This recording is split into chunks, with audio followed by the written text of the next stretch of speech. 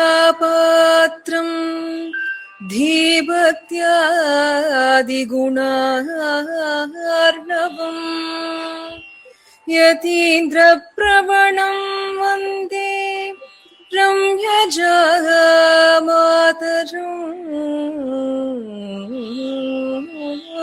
मुनिम्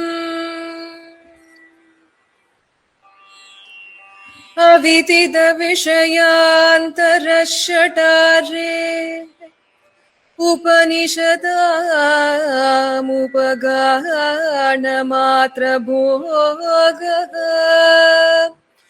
अपि च गुणवशात् तदेकशेषी मधुरकविर्हृदये ममाविरस्तु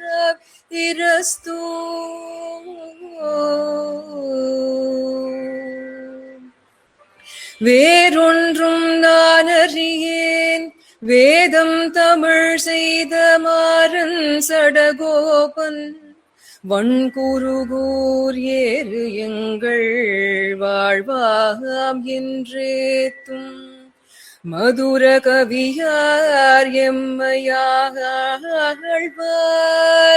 அவரே அரண்.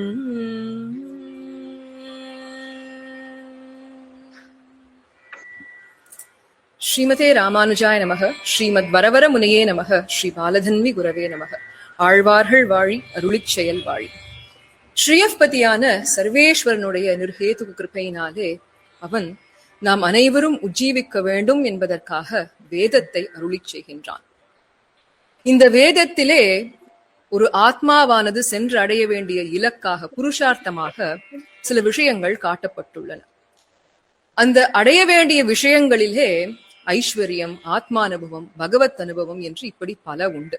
அதை நம்முடைய பூர்வாச்சாரியர்கள் நமக்காக வகுத்து தருகின்றார்கள். இந்த அடைய வேண்டிய விஷயங்களிலே அதம புருஷார்த்தமாக கருதப்படுவது ஐஸ்வர்யம் என்பது. லோக ஐஸ்வர்யம் இவை அனைத்துக்கும் ஆசைப்படக்கூடியது. இதிலே மத்தியம புருஷார்த்தமாக இருக்கக்கூடியது ஆத்ம அனுபவம்னு சொல்லக்கூடிய கைவல்ய பிராப்தி. இதிலே உத்தமமாக கருதப்படக்கூடியது பகவத் அனுபவம், எம்பெருமானுக்கும் பிராட்டியாருக்கும் கைங்கரியம் செய்யக்கூடிய அந்த புருஷார்த்தம். ஆனால் இந்த பகவத் அனுபவத்தினுடைய எல்லை நிலமாக, எல்லை நிலம்னு சொல்லணும்னாக்க ஃபைனல் டெஸ்டினேஷன் சொல்றோம் இல்லையா, அப்படி எல்லை நிலமாக கருதப்படக்கூடியதுதான் பாகவத சேஷத்துவம், பாகவத பக்தி. அந்த பாகவத பக்தி என்பது உயர்ந்ததாக நம்முடைய ஆச்சாரியன் பக்கலிலே இருக்க வேண்டும் என்பதைத்தான் வேதம் நமக்கு எடுத்து காட்டுகின்றது. அதனாலதான் வேதத்திலே பல வாக்கியங்கள் ஆச்சாரிய தேவோ பவ என்றும், தேவமிவ ஆச்சாரியம் உபாசீத், ஆச்சாரியனே தேவனாக கொண்டாடு, உன்னுடைய இறைவனாக, உன்னுடைய பரமாத்மாவாக கொண்டாடு என்றும் இப்படி பல பிரமாணங்கள். அதே போல யஸ்ய தேவே பராபக்திர் யதா தேவே ததா குரௌ தஸ்யைதே கதிதா ஹ்யார்த்தாக பிரகாசந்தே மகாத்மனஹா என்று ஒரு மகாத்மாவாக இருக்கக்கூடியவனுக்கு வேதத்தினுடைய அர்த்தம் எப்பொழுது புலப்படும், எப்பொழுது நன்கு பதியும் என்று கேட்டால் ஆச்சாரிய பக்தி இருந்தால்தான் அந்த வேத அர்த்தமே புலப்படும் என்றும் காட்டப்பட்டுள்ளது. இதிலே காட்டப்பட்ட அந்த ஆச்சாரிய பக்தியிலே, ஆச்சாரிய நிஷ்டையிலே வாழ்ந்தவர் தான் நம்முடைய மதுரகவி ஆழ்வார் அவர்கள். நம்மாழ்வாரையே தெய்வமாக கொண்டு அவரிடத்திலே பக்தியை செலுத்தியவர் மதுரகவி ஆழ்வார். அப்பேற்பட்ட அந்த மதுரகவி ஆழ்வார் நமக்கு அருளி செய்ததுதான் கண்ணனும் சிறுத்தாம்புங்கிற அதி அற்புதமான கிரந்தம், பிரபந்தம். இந்த பிரபந்தத்தை நம்முடைய இந்த அருமையான எந்தை ராமானுஜ முனி கைங்கரிய சபாங்கிற இந்த கோஷ்டியில் இருக்கிறவ அனைவரும் கூடி ஆழ்வார் திருநகரியிலேயே சென்று அனுசந்தானம் ஒரு தடவை இல்ல, 2 தடவை இல்ல, 12,000 முறை செய்து வந்துள்ளார்கள். அப்பேற்பட்ட மகனீயர்கள் உங்கள் அனைவரையும் அடியேன் சிரம் பணிந்து வணங்கிக் கொள்கின்றேன். இப்பேற்பட்ட இந்த அற்புதமான கோஷ்டியிலே கண்ணனும் சிறுத்தாம்பினுடைய சில விசேஷ அர்த்தங்களை விண்ணப்பிக்க வேண்டும் என்பது அடியேனுக்கு இடப்பட்ட கட்டளை. இதை சிரம் மேற்கொண்டு அடியேனுடைய ஆச்சாரியன் மற்றும் அனைத்து குருமார்களையும் பணிந்து வணங்கி அனுகிரகத்திற்கு பிரார்த்தித்துக் கொண்டு இன்றைய தினம் யதாமதி யதாசக்தி யதா அவகாசம் விண்ணப்பிக்க விழைகின்றேன். பிழைகள் இருப்பின் க்ஷமிக்க பிரார்த்தித்துக் கொள்கின்றேன். இன்றைய அனுபவம் எப்படி இருக்க போறதுன்னு கேட்டாக்க, முதல்ல மதுரகவி ஆழ்வாருடைய ஏற்றம், அவர்தானே இதை அருளி செய்தார். அவருடைய ஏற்றம் கொஞ்சம் அனுபவிச்சுட்டோம். அதுக்கப்புறமா கண்ணனும் சிறுத்தாம்புங்கிற இந்த பிரபந்தத்துக்கே என்ன ஒரு ஏற்றம் அப்படிங்கறத அனுபவிச்சுட்டு, அதுக்கப்புறம் அந்த கண்ணனும் சிறுத்தாம்பு ஒவ்வொரு பாசுரமாக சுருக்கமாக விஷயார்த்தத்தை அனுபவித்து கதை கட்ட உள்ளோம். ஆக முதலிலே ஆழ்வாருடைய ஏற்றம், மதுரகவி ஆழ்வாருடைய ஏற்றம். இவர் திரு அவதாரம் செய்தது திருக்கோளூர், அனைவருக்கும் தெரியும். ஆழ்வார் திருநகரி பக்கத்திலேயே இருக்கக்கூடிய ஒரு அற்புதமான திவ்ய தேசம். துவாபர யுகத்தினுடைய கடைசியிலே இவருடைய திரு அவதாரம் நடக்கின்றது. இப்போ பொதுவாகவே நாம் அனைவரும் நம்மாழ்வாரை ஞானம் அப்படிங்கறத அந்த சூரியனை பிரகாசித்து அஞ்ஞானத்தை போக்க வந்த வகுள பூஷண பாஸ்கரர்னு சொல்லி கொண்டாடுவதுண்டு. அவருடைய ஒரு சூரியோதயமான திரு அவதாரம்னு சொன்னா அந்த சூரியோதயத்துக்கு முன்பாக வந்த அருணோதயம் தான் நம்முடைய மதுரகவி ஆழ்வாருடைய திரு அவதாரம். பூர்வசிகா ஸ்ரீ வைஷ்ணவ பிராமணோத்தம குலத்திலே திரு அவதாரம் செய்கின்றார். சிறந்த ஞானியாக விளங்குகின்றார். அந்த உண்மையான ஞானம் என்ன, உண்மையாக இந்த ஜீவாத்மா சென்று அடைய வேண்டிய இலக்கு என்னங்கிற அந்த தேடுதல் அவர்கிட்ட இருக்கு. அவருடைய வாழி திருநாமத்தில் வருவது போல உத்தர கங்கா தீரத்து உயர் தவத்தோன் என்று இங்க தெற்கிலிருந்து வடதிக்கு நோக்கி உத்தர கங்கையிலே சென்று தவங்களை எல்லாம் புரிஞ்சின்றிருக்கார். அந்த ஆத்ம ஞானத்தை தேடிக்கொண்டிருக்கின்றார். அந்த சமயத்திலே தெற்கு திக்கிலே ஒளி கதிரோன் தெற்கு திக்கு உகந்து வந்தோன் வாழியே என்று அந்த ஒளி தெற்கு திக்கிலே தெரிய அதை நோக்கி அவருடைய ஒரு பிரயாணம் தொடர்கின்றது. வடகங்கைக்கு அங்க பக்கம் போயிட்டு மறுபடியும் தெற்கை நோக்கி வர தன்னுடைய கஷேத்திரம் திருக்கோளூருக்கு பக்கத்திலேயே வர போறாருங்கிறது அன்றைய தினம் அவருக்கு தெரியல. அப்படியே அந்த ஒளி அவரை வழிநடத்தி கொண்டு வர வர வர நேராக ஆழ்வார் திருநகரி திருப்புளிய மரத்தடியில் வந்து சேர்ந்தார். அங்கே பரம விலட்சணமாக சுவாமி நம்மாழ்வார் அமர்ந்திருந்த திருக்கோலத்திலே அப்படி காட்சி தர, பொதுவாக சொல்வது ஒரு கற்றவரை இன்னொரு கற்றவருக்கு தான் தெரியும் என்பது போல ஒரு மகானை இன்னொரு மகானால் தான் அறிந்து கொள்ள முடியும். இவருடைய ஏற்றத்தை அறிந்து செத்தத்தின் வயிற்றில் சிறியது பிறந்தால் எத்தை தின்னை எங்கே கிடக்கும் என்று மதுரகவி ஆழ்வார் வினவ, அதனுடைய உட்பொருளை தெரிந்து கொண்டு உண்மையான சத் சிஷ்யன் வரும்பொழுதுதான் ஆச்சாரியனுக்கும் அதை சொல்ல வேண்டும்ங்கிற நினைவு வரும். அதுவரைக்கும் பேசாமல் இருந்த சுவாமி நம்மாழ்வார் அவர்கள் அன்றைய தினம் திருவாய் மலர்ந்து அத்தை தின்னு அங்கே கிடக்கும் என்று அருளி செய்கின்றார். இந்த விஷயத்துக்குள்ள போனோம்னா இன்னும் பல காலம் ஆகும். ஆனால் இதனுடைய தேரின அர்த்தம் என்ன அப்படின்னு கேட்டாக்க, இந்த ஜீவாத்மாவுக்கும் பிரகிருதிக்கும் உள்ள சம்பந்தம் எப்பேற்பட்டது, பரமாத்மாவுக்கும் ஜீவாத்மாவுக்கும் உள்ள சம்பந்தம் எப்பேற்பட்டது என்ற இந்த அனைத்து விஷயங்களையும் இந்த 2 வரிக்குள்ள இவா 2 பேரும் அடக்கிட்டா. அவ்வளவுதான். அப்படியாக அந்த அர்த்த விசேஷங்கள் இவருக்கும் புலப்பட, பராங்குஷனை பரன் என்று பற்றினான் வாழியே என்று அந்த க்ஷணத்திலிருந்து பராங்குஷனாக இருக்கக்கூடிய சுவாமி நம்மாழ்வார் தான் என்னுடைய தெய்வம் என்று அவரை பற்றினார். அந்த மதுரகவி ஆழ்வார் தான் நமக்கு இன்னைக்கு விசேஷமாக இருக்காரு இல்லையா? அவருடைய அந்த திரு அவதாரத்தை நம்முடைய மனவாள மாமுனிகள் கொண்டாடும் பொழுது எப்படி கொண்டாடுறாருன்னு கேட்டாக்க, ஏறார் மதுரகவி இவ்வுலகில் வந்துதித்த சீராரும் சித்திரையில் சித்திரை நாள் பாருலகில் மற்றுள்ள ஆழ்வார்கள் வந்துதித்த நாள்களிலும் உற்றதெமக்கென்று நெஞ்சேவோர் உற்றதெமக்கென்று நெஞ்சேவோர் என்று ஏறார் மதுரகவி திரு அவதாரம் செய்தது சீரார் சித்திரையில் என்று கொண்டாடுகின்றார். இப்போ மதுரகவி ஆழ்வாருக்கு ஒரு அடைமொழியாக ஏறார் என்கின்ற அந்த திருநாமத்தை காண்பிக்கின்றார். ஏறார் அப்படின்னா என்ன அர்த்தம்? அழகு அப்படின்னு ஒரு அர்த்தம். ஏறார்னாக்க முழுமையான அழகு, கம்ப்ளீட் பியூட்டி அப்படின்னு அர்த்தம். அப்போ மதுரகவி ஆழ்வாருக்கு கம்ப்ளீட் பியூட்டினா என்ன? பார்ப்பதற்கு பரம விலட்சணமா இருக்கார். அவருடைய தாடி அழகா இருக்கு, திருமண்காப்பு அழகா இருக்குன்னு சொல்லுறதா உண்மையான அழகு? இல்லையே. எது அழகு? எது நம்முடைய மதுரகவி ஆழ்வாருக்கு அணி என்று கேட்டால் இதற்கான விடையை ஞானசார பாசுரத்திலிருந்து நமக்கு கிடைக்கும். அலகை மூலை சூவைத்தார் கண்பரடி கண்பர், அலகை மூலை சூவைத்தார் கண்பரடி கண்பர், திலதம் என திரிவார் தம்மை உலகர் பழி, தூற்றில் துதியாகும் தூற்றாத வரி வரி போற்றில்லது புண்மையே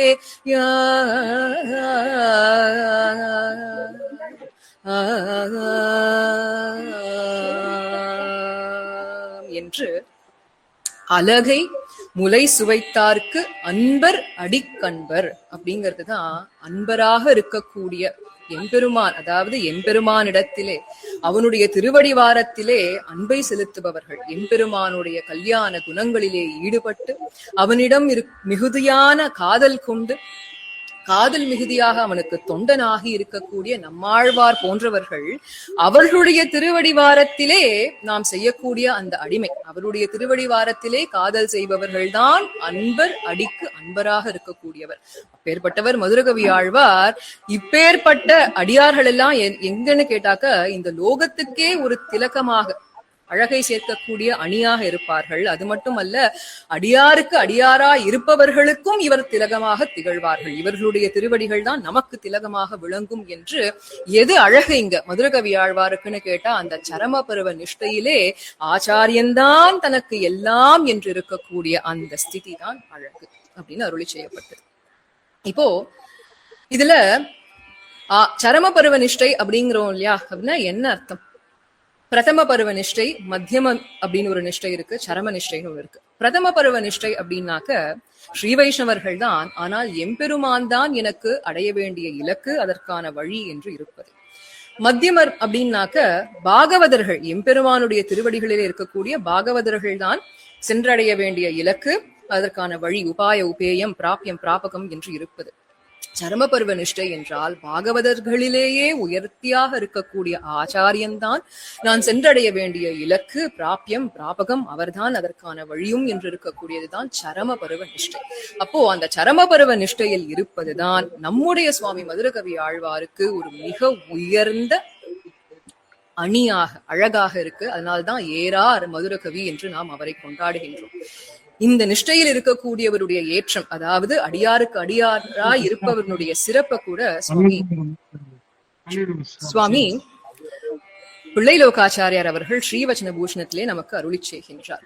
இவ்வர்த்தம் இதிகாச புராணங்களிலும் பயிலும் சுடரொளி நெடுமார்க்கடிமை நம்மாழ்வாருடைய திருவாய்மொழி பாசுரங்கள், கஞ்சோர வெண்குருதியிலும் நன்னாத வாளுணர்விலும் திருமங்கையாழ்வாருடைய பாசுரம், அதே போல தேட்டரும் திரள் குலசேகர பெருமாளுடைய பாசுரம், தொண்டரடி பொடி ஆழ்வார் சொல்லும் பொழுதே தொண்டர் அடி பொடியாக இருக்கக்கூடிய அவர் அருளி செய்த மேம்பொருள் அப்படிங்கிற இந்த பாட்டுக்களிலே விசதமாக நாம் காணலாம்.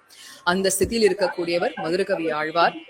அப்போ அவனிடம் உள்ள அன்பு அவன் அடியார்களிடம் நீட்டிக்க வேண்டும். அதுதான் அங்க வரைக்கும் போனாதான் அவனிடத்திலே இருக்கக்கூடிய அன்பு மெய் என்பது தேறி நிற்கும். தொண்டர் தொண்டர் தொண்டர் தொண்டன் சடகோப்பன் அப்படின்னு சொல்றார் இல்லையா, இந்த நிலையை தெரிந்து கொண்டவர் மட்டுமல்ல, இந்த நிலையை அனுசந்தித்தவர் மட்டுமல்ல, இந்த நிலையிலே வாழ்ந்தவர் மதுரகவி ஆழ்வார். இதுக்கு வித்தியாசம் இருக்கு இல்லையா, விஷயம் தெரியும், தெரிஞ்சா மட்டும் போராதே, அதை நினைச்சு பார்த்துட்டு இருக்கேனே, நினைச்சு பார்த்தா மட்டும் போராது, அதன்படி வாழ வேண்டும். அப்படி வாழ்ந்து காட்டிய ஆச்சாரிய பரதந்திரனாக இருந்தவர் நம்முடைய மதுரகவி ஆழ்வார். அதனால ஏறார் மதுரகவி என்று அப்பேற்பட்ட இவர் திரு அவதாரம் செய்தது நம்முடைய சீராரான சித்திரையில் சித்திரை. இந்த சித்திரை நட்சத்திரமும் நடுவாக இருக்கக்கூடிய நட்சத்திரம். இப்போ இன்னொரு ஏற்றமும் இருக்காம் மதுரகவி ஆழ்வாருக்கு. அவர் எப்படின்னா, மதுரகவி ஆழ்வார் மற்றைய ஆழ்வார்களை பார்த்து பரிகசிக்கும்படி இருந்தார்களாம் அவர்கள் எல்லாம்.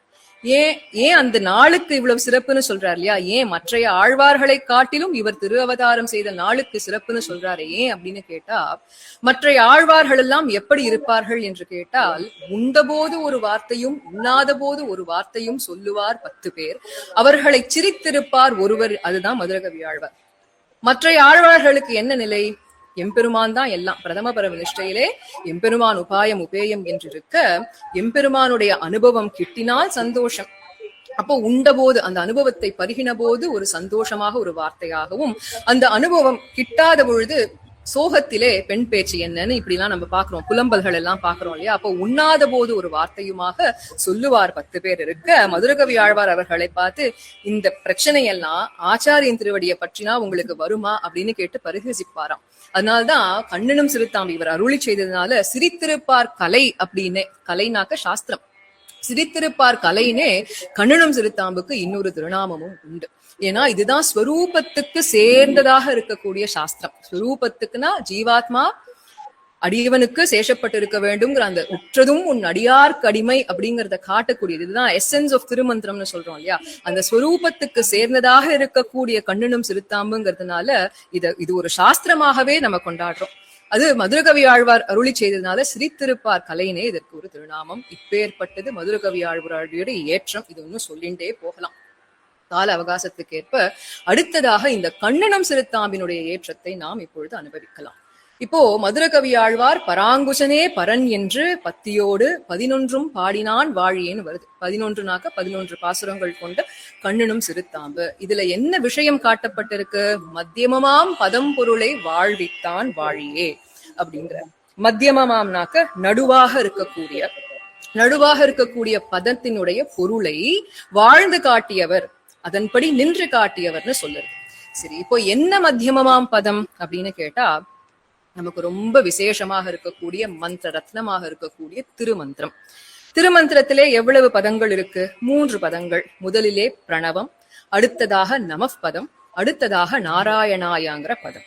இதிலே மத்தியமமான பதம் எது? நமப்பதம். அந்த நமப்பதத்தை, அந்த பொருளை வாழ்வித்தவன் மதுரகவி ஆழ்வார் அப்படிங்கிறார். முன்னமே பார்த்தோம், இவர் திரு அவதாரம் செய்ததும் மத்தியமமான அந்த சித்திரை நட்சத்திரத்துல 27 நட்சத்திரத்துக்குள்ள மத்தியமான நட்சத்திரம். அதே போல திருமந்திரத்தினுடைய மத்தியமமாக இருக்கக்கூடிய நமப்பதத்தினுடைய அர்த்தத்தை காட்டுகின்றது கண்ணனும் சிறுத்தாம்புன்னு பாக்குறோம். அப்போ அந்த நமப்பதத்தினுடைய அர்த்தம் என்ன? மூக்ஷப்படியிலே சுவாமி பிள்ளை லோகாச்சாரியார் அதி அற்புதமாக சாதிக்கிறார் இல்லையா. நமசு நா என்றும் மகா என்றும் 2 பதம். மகா என்கிற இட்டால் தனக்கு உரியன் என்கிறது. தனக்கு உரியன்னாக்க என்னுடையது. அகங்காரம் மமகாரத்தினாலே மை மை ஐ மீ மைன் அப்படின்னு சொல்றோம் இல்லையா, அதுதான் மகா. என்னுடையதுன்னு சொல்றோமே. ந என்று அத்தை தவிர்க்கிறது அப்படின்னாக்க அதை நெகேட் பண்ணுறது. அப்போ நா மகா அப்படின்னு சேரும் பொழுது என்ன ஆறுது? ஆக நமக என்கிற இத்தால் தனக்கு உரியன் அன்று என்கிறது. அப்ப இது என்னுடையது அல்ல. எது? இந்த ஜீவாத்மா என்னோடதுன்னு நினைச்சுட்டு இருக்கேனே, அது என்னுடையது அல்ல. அது யாருடையதுனாக்க எம்பெருமானுக்கும் அவனுடைய அடியவர்களுக்கும் சொந்தமானது அப்படிங்கிற இந்த விஷயத்தை புரிந்து கொள்ள வேண்டும்.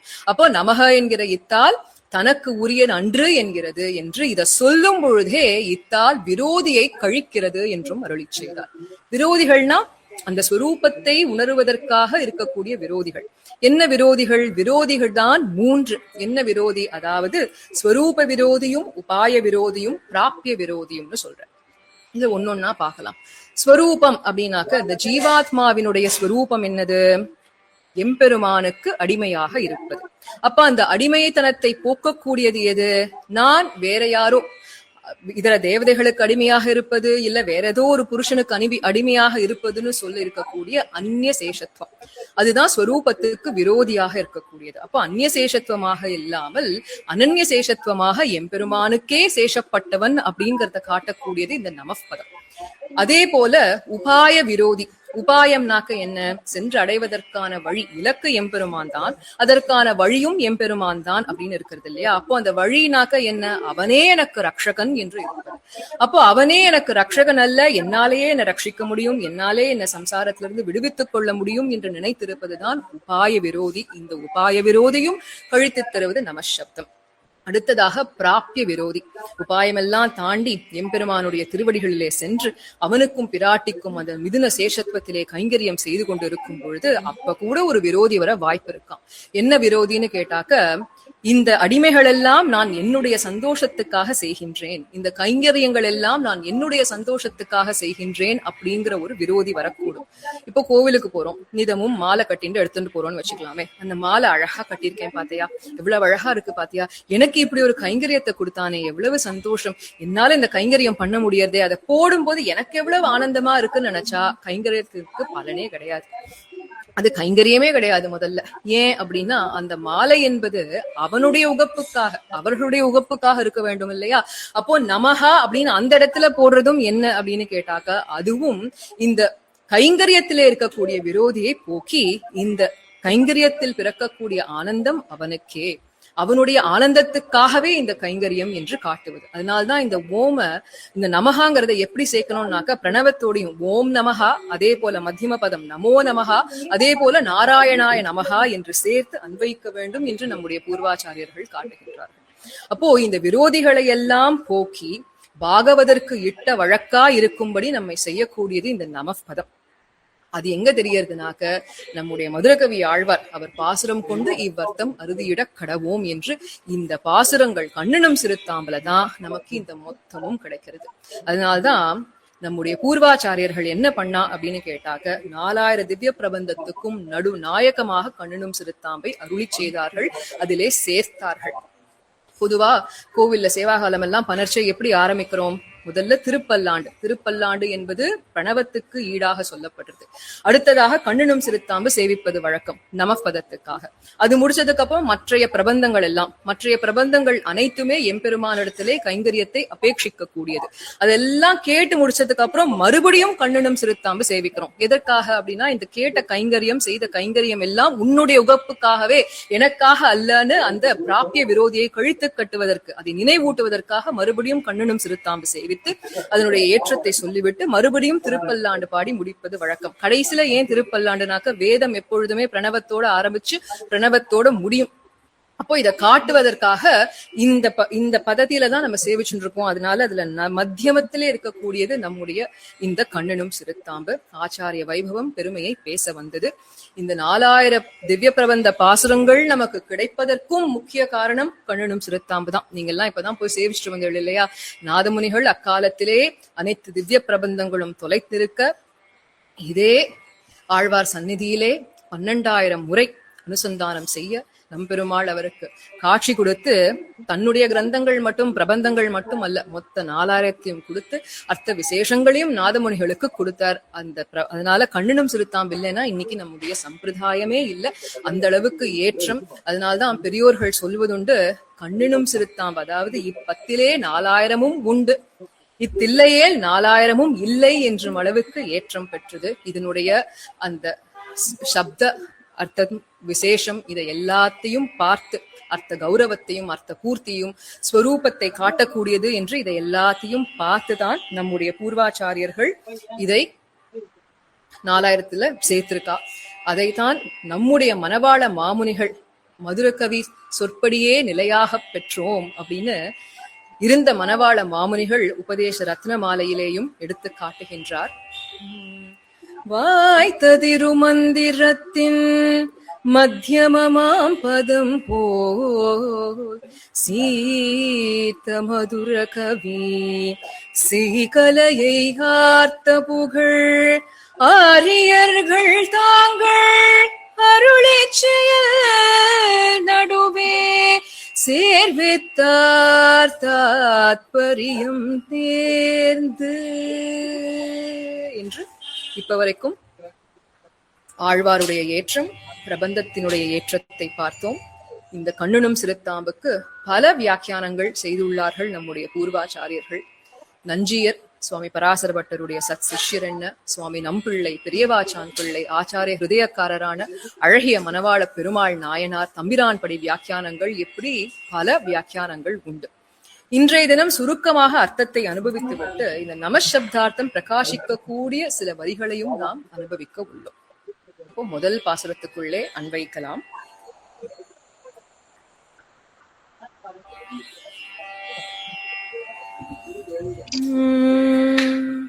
கண்ணினுள் சிறுத்தாம்பினால் கட்டுண்ண பண்ணிய பெருமாயன்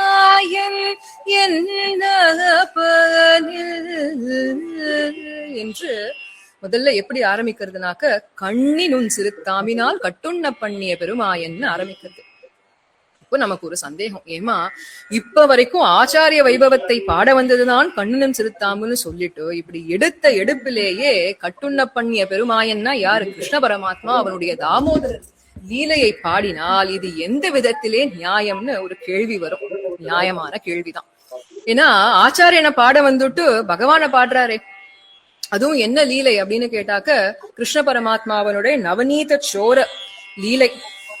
அடியார்களுடைய கரஸ்பருஷம் பட்ட அந்த வெண்ணையை களவாட வேண்டும் என்பதற்காகவே பரமபதத்திலே இருந்து வந்து குதித்து, வெண்ணைக்காடும் பிள்ளைன்னு பேர் வந்தாலும் பரவாயில்ல, தீம்புகள் செய்யக்கூடியவன் என்று பேர் வந்தாலும் பரவாயில்லை என்று தன்னுடைய சௌலபியத்தினாலும் சௌசீல்யத்தினாலும் இப்படி நீர்மை குணத்தினாலே வந்து திரு அவதாரம் செய்த அந்த கண்ணன் அவனை பாடுறாரே. ஏன்னு கேட்டாக்க, இந்த லீலைக்காகத்தானே தன்னுடைய ஆச்சாரியனான நம்மாழ்வார் மயங்கி விழுந்தார். எங்க விழுந்தார்? பத்துடை அடியவர் எளியவன் பிறர்களுக்கு அரிய வித்தகன் அப்படின்னு அந்த பாசுரம் இல்லையா? பத்துடை அடியவர் எளியவன் பிறர்களுக்கு அரிய வித்தகன் மலர் மகள் விரும்பும் நமரும் பெறல் அடிகள் மத்தொரு கடை வெண்ணை களவினில் உறவிடையா புண்டு எத்திரமுரலினோடிணைந்திருந்தேங்கிய எளிவே எத்திரமுரலினோடிணைந்திருந்தேங்கிய எளிவே என்று எத்திரம்னு நினைத்தார், மோகித்து விழுந்தார் இல்லையா? என்ன எளிமை, என்ன எளிமை! சர்வ சுவாமியாக இருக்கக்கூடிய உனக்கு எப்பேற்பட்ட எளிமை இப்படின்னு நினைச்சு மௌகித்து விழுந்தார் இல்லையா? அப்போ தன்னுடைய ஆச்சாரியன் உகந்த விஷயம், தன்னுடைய ஆச்சாரியன் அபிமானித்த விஷயம் இந்த கிருஷ்ணாவதாரம் என்பதனால் அந்த கிருஷ்ணாவதாரத்தை பாடலாம்னு சொல்லி ஆரம்பித்த நம்முடைய மதுரகவி ஆழ்வாரும் அதிலே சற்று ஈடுபட்டு விட்டார். இது எப்படின்னாக்க, ஸ்ரீராமாயண புருஷர்கள் 4 பேர் நமக்கு தெரியும் இல்லையா? ஸ்ரீராமபிரான் எதற்கு அந்த திருவதாரத்திலே எதை காட்டினார்னாக்க, சாமானிய தர்மத்தை நிலைநாட்டினாராம். அடுத்ததாக ஸ்ரீ லக்ஷ்மணர் ராமருக்கு அனைத்து கைங்கரியங்களையும் செய்து போந்து விசேஷ தர்மத்தை நிலைநாட்டினார். அடுத்ததாக பரதாழ்வான் ராமனுக்கு சேஷப்பட்டவனாக இருந்து கொண்டு விசேஷ தர தர்மத்தை நிலைநாட்டினார். இவர்களை எல்லாம் விஞ்சி இருக்கக்கூடிய ஸ்ரீராமாயண புருஷர் யாருன்னு கேட்டாக்க ஸ்ரீ சத்ருக்னாழ்வார். ஏன்னா ராமனுடைய பக்தனான பரதனுக்கே அனைத்து கைங்கரியங்களையும் செய்தார் அந்த திரு அவதாரத்திலே. அதனால அவர் கடைபிடித்தது விசேஷ தம தர்மம் என்று நம்முடைய பூர்வாச்சாரியர்கள் மெச்சி கொண்டாடுறார். சத்ருக்னாழ்வானை பத்தி நிறைய நமக்கு விஷயங்கள் எல்லாம் கிடைக்க மாட்டேங்கிறது வால்மீகி ராமாயணத்துல. இருந்தாலும் ஒரே ஒரு ஸ்லோகத்திலே அவருடைய ஏற்றம் நமக்கு தெரிஞ்சு போகும். எங்கன்னு கேட்டாக்க அயோத்தியா காண்டம். பாலகாண்டத்தினுடைய முடிவிலே நமக்கு தெரியறது, யுதாஜித்னு சொல்லி கைகேயினுடைய தம்பி வந்து பரதாழ்வான கைகேய நாட்டத்துக்கு அழைச்சிட்டு போறார் இல்லையா? அப்படி போகும் பொழுது பரதாழ்வான் சத்ருக்னாழ்வானையும் உடன் கூட்டி சென்றார் அப்படின்னு தான் வருது. இது அயோத்தியா காண்டத்தினுடைய முதல் ஸ்லோகம். கச்சதா மாதுல குலே பரதேயேன ததானகா சத்ருக்னோ நித்ய சத்ருக்னோ நீதஹ பிரீதி புரஸ்கிருதஹ என்று கச்சதா மாதுலகுலம் பரதேன தத் அனகா என்று பாபமே இல்லாதவன், சுத்தமயமாக இருக்கக்கூடியவன், நித்திய சத்ருக்னஹா என்று தன அனைத்து சத்ருக்களையும் ஜெயித்தவனான சத்ருக்னனும் உடன் சென்றான் அப்படின்னு தான் வருது. இதுக்கு பலபடியான வியாக்கியானங்கள் நம்முடைய பூர்வாச்சாரியர்கள் அருளி செய்றார். தனிஷ்லோகி வியாக்கியானமே அதி அற்புதமாக சுவாமி பிரியவாச்சான் பிள்ளை அவர்கள் இட்டருளிருக்கா. சுருக்கமான அர்த்தம் என்ன அப்படின்னு கேட்டாக்க, இப்போ நம்ம எல்லாம் வெளியில கிளம்புறோம் இல்லையா? கிளம்பும் பொழுது நம்முடைய உடைமையாக இருக்கக்கூடிய இந்த காலத்துல ஒரு செல்போன், ஒரு பேக் ஏதோ எடுத்துட்டு மாட்டிட்டு கிளம்பிட்டே இருக்கோம் இல்லையா? நாம் கிளம்புவதற்கு நேரங்காலம் பார்த்தா கூட நம்ம எடுத்துன்னு போகக்கூடிய செல்போனுக்கு ஒரு நேரங்காலம் பாக்குறோமா? அதுக்கு ஜாதகம் பாக்குறோமா? இல்லையா? போற போக்குல அள்ளி போட்டுட்டு போறோம் இல்லையா? அத போல பரதாழ்வானும் அப்படி எடுத்துட்டு போனாராம். அப்ப இதுல இருந்து என்ன தெரியறதுனாக்க, பரதாழ்வானுக்கு சேஷப்பட்டவனாக அவர் சுவாமி, இவர் தன்னுடைய சொத்து எப்படி வேணா அந்த சுவாமியானவன் உபயோகிக்கலாம் இல்லையா? அத போல தூக்கி போட்டு போனாராம். அடுத்ததாக நித்திய சத்ருக்னஹான்னு சத்ருவை ஜெயித்தான்னாக்க, என்ன சத்ருவை ஜெயித்திருந்தார் இந்த சத்ருக்னாழ்வான்னாக்க? ராம பக்தி, ராமனுடைய வடிவழகிலே ஈடுபட்டு இருப்பதுங்கிற இந்த சத்ருவை ஜெயித்திருந்தாராம். இது எப்படியம்மா சத்ருவாகும்? ராமபக்தி எப்படி? ராமபக்தி வராதான்னு நம்ம எல்லாம் காதுன்னு இருக்கறச்சே ராமபக்தியே இங்க சத்ருவாகுமான்னு கேட்டா சத்ருவாகும். எப்போனாக்க சரமபருவ நிஷ்டைக்கு இது சத்ருவாகும், ஆச்சாரிய கைங்கரியத்துக்கு இது சத்ருவாகும். சுலபமாக புரிஞ்சுக்கலாம்னா, இப்ப கோவில்ல ஒரு பெரிய உற்சவம், பெரிய கோவில்லே வச்சுக்கலாமே, பெரிய உற்சவம் நடந்துட்டு இருக்கு. அப்ப நடந்துட்டு இருக்கறச்சே நம்முடைய ஆச்சாரியனும் அங்க எழுந்துள்ளார். ஆச்சாரியன் நம்ம கிட்ட, ஏன்பா எனக்கு ரொம்ப தாகமா இருக்கு, ஒரு தீர்த்தம் எடுத்துட்டு வா, இல்ல ஏதோ அந்த மாதிரி ஏதோ ஒண்ணு கேட்கிறார் அப்படின்னாக்க நம்ம போறதுக்கு போய் எடுத்துட்டு வந்துட்டு இருக்கோம். வரும்பொழுது அப்படி நம்பெருமாள் ஜெகத் ஜோதியா வந்துட்டு இருக்காரு, புறப்பாடுல வந்துட்டு இருக்காருன்னு சொல்லி அந்த நம்பெருமாளை பார்த்து மோகித்து அப்படியே நின்னுட்டா ஆச்சாரியனை மறந்துட்டோமே, ஆச்சாரிய கைங்கரியம் நின்று போயிடுத்தே. அப்போ இந்த இடத்துல ஆச்சாரிய கைங்கரியத்துக்கு எது சத்ருவாக வந்ததுன்னு கேட்டாக்கா நம்பெருமாளுடைய வடிவழகு, நம்பெருமாள் இடத்திலே ஈடுபட்டது, நம்பெருமாள் இடத்திலே பக்தி கொண்டது, இதுதானே நமக்கு சத்ருவா மாறிது. அப்போ இந்த சரம பருவ நிஷ்டைக்கு பிரதம பருவ நிஷ்டை சத்ரு விரோதியாக மாறிவிடும். அந்த விரோதியை கடக்க வேண்டும். அதை செய்தார் பரதாழ்வான். அந்த ராம பக்தியை துளைத்து விட்டு எனக்கு எல்லாமே என்னுடைய பரதன் தான் சொல்லி போனார். ஆனா ராமனிடத்திலே போய் பேசுவாராம். எதற்காக? ராமன் கிட்ட பேசினா பரதன்னாக்கு ரொம்ப பிடிக்கும், அதுக்காக போய் ராமன் கிட்ட பேசுவாராம். அப்போ இதைத்தான் இங்க மதுரகவி ஆழ்வாரும் செய்து பார்க்கின்றார். ஏன்னா கண்ணனை பாடினா என்னுடைய நம்மாழ்வாருக்கு பிடிக்கும் அப்படின்னு சொல்லி இந்த கிருஷ்ண பரமாத்மாவை பாட வந்த இவர், அவருக்கு உத்தேசியம்னு பாட வந்த இவர் அந்த பிரதம பருவம் பிடிச்சு இழுக்கிறது. ஏன்னாக்கா ஒரு வரியில சொல்லிட்டு போயிருக்கலாம், கட்டுண்டு நின்னான்னு சொல்லிட்டு போயிருக்கலாமே. அது இல்லாம கண்ணி நுண் சிறு தாம்புன்னு அடிக்கின்றே போறாரே. சின்ன தாம்பாம் நுண்ணினாகப்படிக்கே அப்படியே மெல்லிசா இருக்கும், உறுத்தக்கூடியது இல்லையா, நுண் தாம்பாக, கண்ணினாக்க பல பல முடுசுகளை போட்ட தாம்பாக அப்படி இருந்த அப்படின்னு சொல்லி நிறுத்திருக்கலாம்ல, முடிக்காம என் அப்பன் அப்படின்னு விட்டார். உங்களுக்கு அப்பன் நம்மாழ்வார் தானே, மதுரகவி ஆழ்வார என் அப்பன்னு சொன்னா என்ன அர்த்தம் அப்படின்னு கேட்டாக்க, இவர் என் அப்பன் இல்லன்னு சொன்னா என்னுடைய நம்மாழ்வாருக்கு கோபம் வந்துடுதா, அப்போ என்னை உதாசீனப்படுத்தி விட்டு அபேண்டன் பண்ணிட்டாருன்னு சொல்லிட்டா அப்ப என்ன பண்ணுறது அப்படிங்கிறதுனால நம்மாழ்வாருக்கு பிடிக்குமே என்பதற்காக என்னப்பன் என்று பாடி அதிலே இருந்து வரார். இப்போ வெளியில மீட்கெடுக்கப்பட்டவராக பகவானை அப்படி விட்டுட்டு நன்னி தென்குருகூர் நம்பியிடத்தே வந்தார். நன்னினாக்க கிட்டினார், தென்குருகூர் நம்பியே கிட்டினார். அப்போ இவ்வளவு ஏற்றங்களுடைய அந்த எம்பெருமானை ஈடுபடுற மாதிரி ஈடுபட்டு அதிலிருந்து இப்படி தாண்டி என்னுடைய அப்பனான தென்குருகூர் நம்பிக்கிட்டே வந்தேன் அப்படின்னு சொல்லி இந்த இடத்துல பாசுரத்தை அருளி செய்கின்றார். கிட்டினார் அப்படின்னு அர்த்தம். ஏன்னா இது ரொம்ப கஷ்டம். இப்போ விஷயாந்தரங்கள்ல இருந்து மனசை திருப்பி பகவானிடத்துல போறது கொஞ்சம் சுலபமா, அதுவே நமக்கெல்லாம் கஷ்டமா தோணுது. இப்போ ஆத்துல ஏதோ சண்டை சச்சரவு, யாருக்கோ வியாதி, ஏதோ உடம்பு முடியல, இன்ப துன்பங்கள் மாறி மாறி வந்துட்டு இருக்கு. இப்படியே கஷ்டப்பட்டு இருக்கச்சே எங்கேயோ ஒரு கோவிலுக்கு போறோம், உட்காடுறோம், அங்கே பெருமாளுக்கு திருமஞ்சனம் நடக்கிறது, இல்ல ஏதோ ஒரு உற்சவம் நடக்கிறது, அதை பார்த்தா மனசுக்கு அப்பாடா நிம்மதியா சாந்தியா இருக்கு, எனக்கு இனிமே நீதான்பா எல்லாம் அப்படின்னு கையை அங்க போய் கூப்பிட்டு பிரதம பருவ நிஷ்டையாக இருக்க முடியும். இது ஏன் செய்யறோம் அப்படின்னாக்க இந்த சம்சாரத்திலே விஷயாந்தரங்களில் இருக்கக்கூடிய தோஷம் நமக்கு தெரியறது. சப்த ஸ்பரிஷ ரூப ரச கந்தங்கள், இந்த கண்ணு காது மூக்கு நாக்கு தொக்குல இருக்கக்கூடிய தோஷங்கள் நமக்கு தெரியறதுனால இது வேண்டாம் போன்னு உதறி தள்ளிட்டு எம்பெருமானை பற்றுவது ஓரளவுக்கு சுலபமா. ஆனா எம்பெருமான இடத்துல என்ன தோஷத்தை பாக்குறது?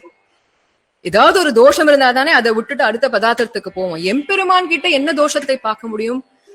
சகல கல்யாண குணங்கள் பொருந்தியவன், நம்ம கிட்ட இருந்து ஒண்ணு வாங்கித்தான் அவனுக்கு பூர்த்தி அடையணுங்கிறது இல்ல, அவாப்த சமஸ்த காமனாக இருக்கக்கூடியவன். அப்படி இருக்கக்கூடிய எம்பெருமான இடத்திலே என்ன தோஷத்தை கண்டு அவனை விட்டு அடுத்த நிலையான பாகவத சேஷத்துவத்துக்கு செல்லுறது? அப்போ இந்த டிரான்சிஷன் ரொம்ப கஷ்டம். அதை செய்தார் இந்த இடத்துல மதுரகவி ஆழ்வார். அப்போ பகவான் இடத்துல தோஷம்னு எதை சொல்லலாம் அப்படின்னு கேட்டாக்க, திருக்குறுங்குடி நம்பிக்கு குறை உண்டு. திருக்குறுங்குடி நம்பிக்கை என்ன குறைன்னு கேட்டா, கருணையே வடிவானவன் தான், இருந்தாலும் சுவாதந்திரியம் அப்படிங்கிற ஒரு குறை. சுவாதந்திரியம்ங்கிறது நமக்கு குறை, அவனுக்கு இல்ல, அவன் சுவாமி, அது அவனுடைய ஒரு குணம். அப்போ நம்முடைய அபராதங்களை பார்த்து நம்மளை சிக்ஷிக்க முடியும், க்ஷிபாமின்னு தண்டிக்க முடியும் அவனால, அதுதான் அவனுக்கு குறை. ஆனால் திருக்குறுங்குடி நம்பிக்கை குறை உண்டு. ஆனால் என்னுடைய திருக்குறுகூர் நம்பிக்கை எந்த குறையுமே இல்லை. கருணையே வடிவாக இருக்கக்கூடிய திருக்குறுகூர் நம்பி என்று அவனை நன்னினேன், அவனை பற்றினேன் அப்படிங்கிறார். அடுத்த குறைன்னு சொல்ல முடியாது. ஆனா யோசிச்சு பார்க்கலாமே, இப்போ நம்முடைய நம்மாழ்வாருடைய பாசுரம் தொலைவில்லி மங்கல பாசுரத்தை சிந்தையாலும் சொல்லாலும் செய்கையாலும் தேவபிரானையே தந்தை தாய் என்று அடைந்த அப்படின்னு ஸ்தோத்திரம் பண்றார். இந்த இடத்துல சிந்தையாலும் சொல்லாலும் செய்கையாலும்னு சொன்னா திரிகரண சுத்தி தேவைப்படுறது. ஆனா இந்த இடத்துல ஆச்சாரியனை பட்டும் பொழுது கண்ணினும் கிருசாமில என்ன சொல்றார்? நன்னி தென்குருகூர் நம்பி என்ற கால் என்று அந்த வாக்கு போரும், அதுக்கு மேல எதுவுமே வேண்டாம். ஏன்னா அந்த வாயினால் சொன்னாலே எம்பெருமான் திருப்தியை அடைகின்றான் என்று சொல்லி இப்படி இவ்வளவு ஏற்றம் நம்முடைய திருக்குறுகூர் நம்பிக்கை. ஆக இப்படி நம்பியினுடைய ஏற்றத்தை தான் பாட போறார். திருக்குருகூர் நம்பியினுடைய ஏற்றத்தை தான் பாட போறார். அது எல்லை நிலமாக இருக்க, அந்த எல்லை நிலத்துக்கு போகும் வழியில இருக்கக்கூடிய ஒரு இடம் இந்த பகவான். அதனால அங்க இறங்கி அவனை சேவிச்சுட்டு போறாராம். இப்ப எப்படின்னா நம்ம எல்லாம் கிளம்பிட்டு கார்ல GPS போட்டு ஃபைனல் டெஸ்டினேஷன் போறோம் இல்லையா, அப்படி போகும்பொழுது நடுவுல ஏதோ ஒரு நல்ல இடம் வருது அப்படின்னா அந்த சைட் சீயிங் அப்படின்னு சொல்லி இறங்கி அந்த இடத்தை ரசிச்சுட்டு ஆஹா எவ்வளவு அழகா இருக்கு எவ்வளவு அழகா இருக்குன்னு அனுபவிச்சுட்டு மறுபடியும் ஏறி உட்காந்துட்டு நம்ம எங்க போகணுமோ அங்க போய் சேர்றோம் இல்லையா. அதை போல ஆழ்வார், மதுரகவி ஆழ்வாருக்கு எல்லை நிலம் நம்மாழ்வார் தான். ஆனா வழியில ரசிக்கும்படியாக இந்த கண்ண பரமாத்மாவினுடைய ஒரு சரித்திரத்தை சொல்லி ரசித்து விட்டு மிட்வே பாயிண்ட் ஆட்டம் ரசிச்சு விட்டுட்டு பகவத் விஷயத்தை அனுபவித்து விட்டு மறுபடியும் தன்னுடைய பாகவத விஷயமான நம்மாழ்வாரை பத்தி பாடுகின்றார். அன்னிக்கும் அமுதூரும் என் நாவுக்கே என்று பரம ரசம், பரம மதுரம், தித்திக்கும் அமுது என்னுடைய ஆழ்வாருடைய திருநாமம். அமுதூரும்னாக்க உருண்டே இருக்கும், பிரசன்ட் கண்டினியூஸ் சென்ட். நேத்திக்கு வந்தது இன்னைக்கு இருக்கு நாளைக்கு இல்லைன்னா கிடையாது, எப்பொழுதும் அப்பொழுதைக்கு அப்பொழுது என் நாராவமுதேன்னு சொல்வது போல அன்னிக்கும் அமுதூரும் என் நாவுக்கே என்று சொல்லி அதி அற்புதமாக இந்த பாசுரத்தை தலை கட்டுகின்றார். என் நாவுக்கேன்னு அவர் சொல்லிக்கிறார். என்னோட நாக்குக்கு தான், உங்களுக்கு எல்லாம் ஊருமான்னு தெரியல. ஏன்னா பகவத் விஷயத்த சொன்னாலே ஊற மாட்டேங்கிறது அப்படின்னு ஒரு அர்த்தம். இன்னொரு அர்த்தம் நைச்சியம் பண்ணிக்கிறார், எனக்கே ஊர் எடுத்துனா உங்களுக்கு எல்லாம் ஊராதா அப்படின்னு கேட்கிறாராம். இப்படி தென்குருகூர் நம்பி என்ன கால் அப்படின்னு அதுதான் இந்த உயிரான வார்த்தை. அதாவது ஆச்சாரியனுடைய திருநாமம் எப்பேற்பட்டது, அந்த உண்மையான தாத்பரியம் அது என்னன்னா ஆழ்வாரிடத்தில் உள்ள இன்பத்தில் திளைத்து அவனுடைய திருநாமத்தை சொல்வதுதான் உண்மையான தாத்பரியம் என்று இந்த அதி அற்புதமான முதல் பாசுரம். கண்ணினுள் சிறு தாம்பினால் கட்டுண்ண பண்ணிய பெருமாயன் என்ன பகனில் நன்னி தென் குருகூர் நம்பி என்ற அண்ணி கோமுதூரும்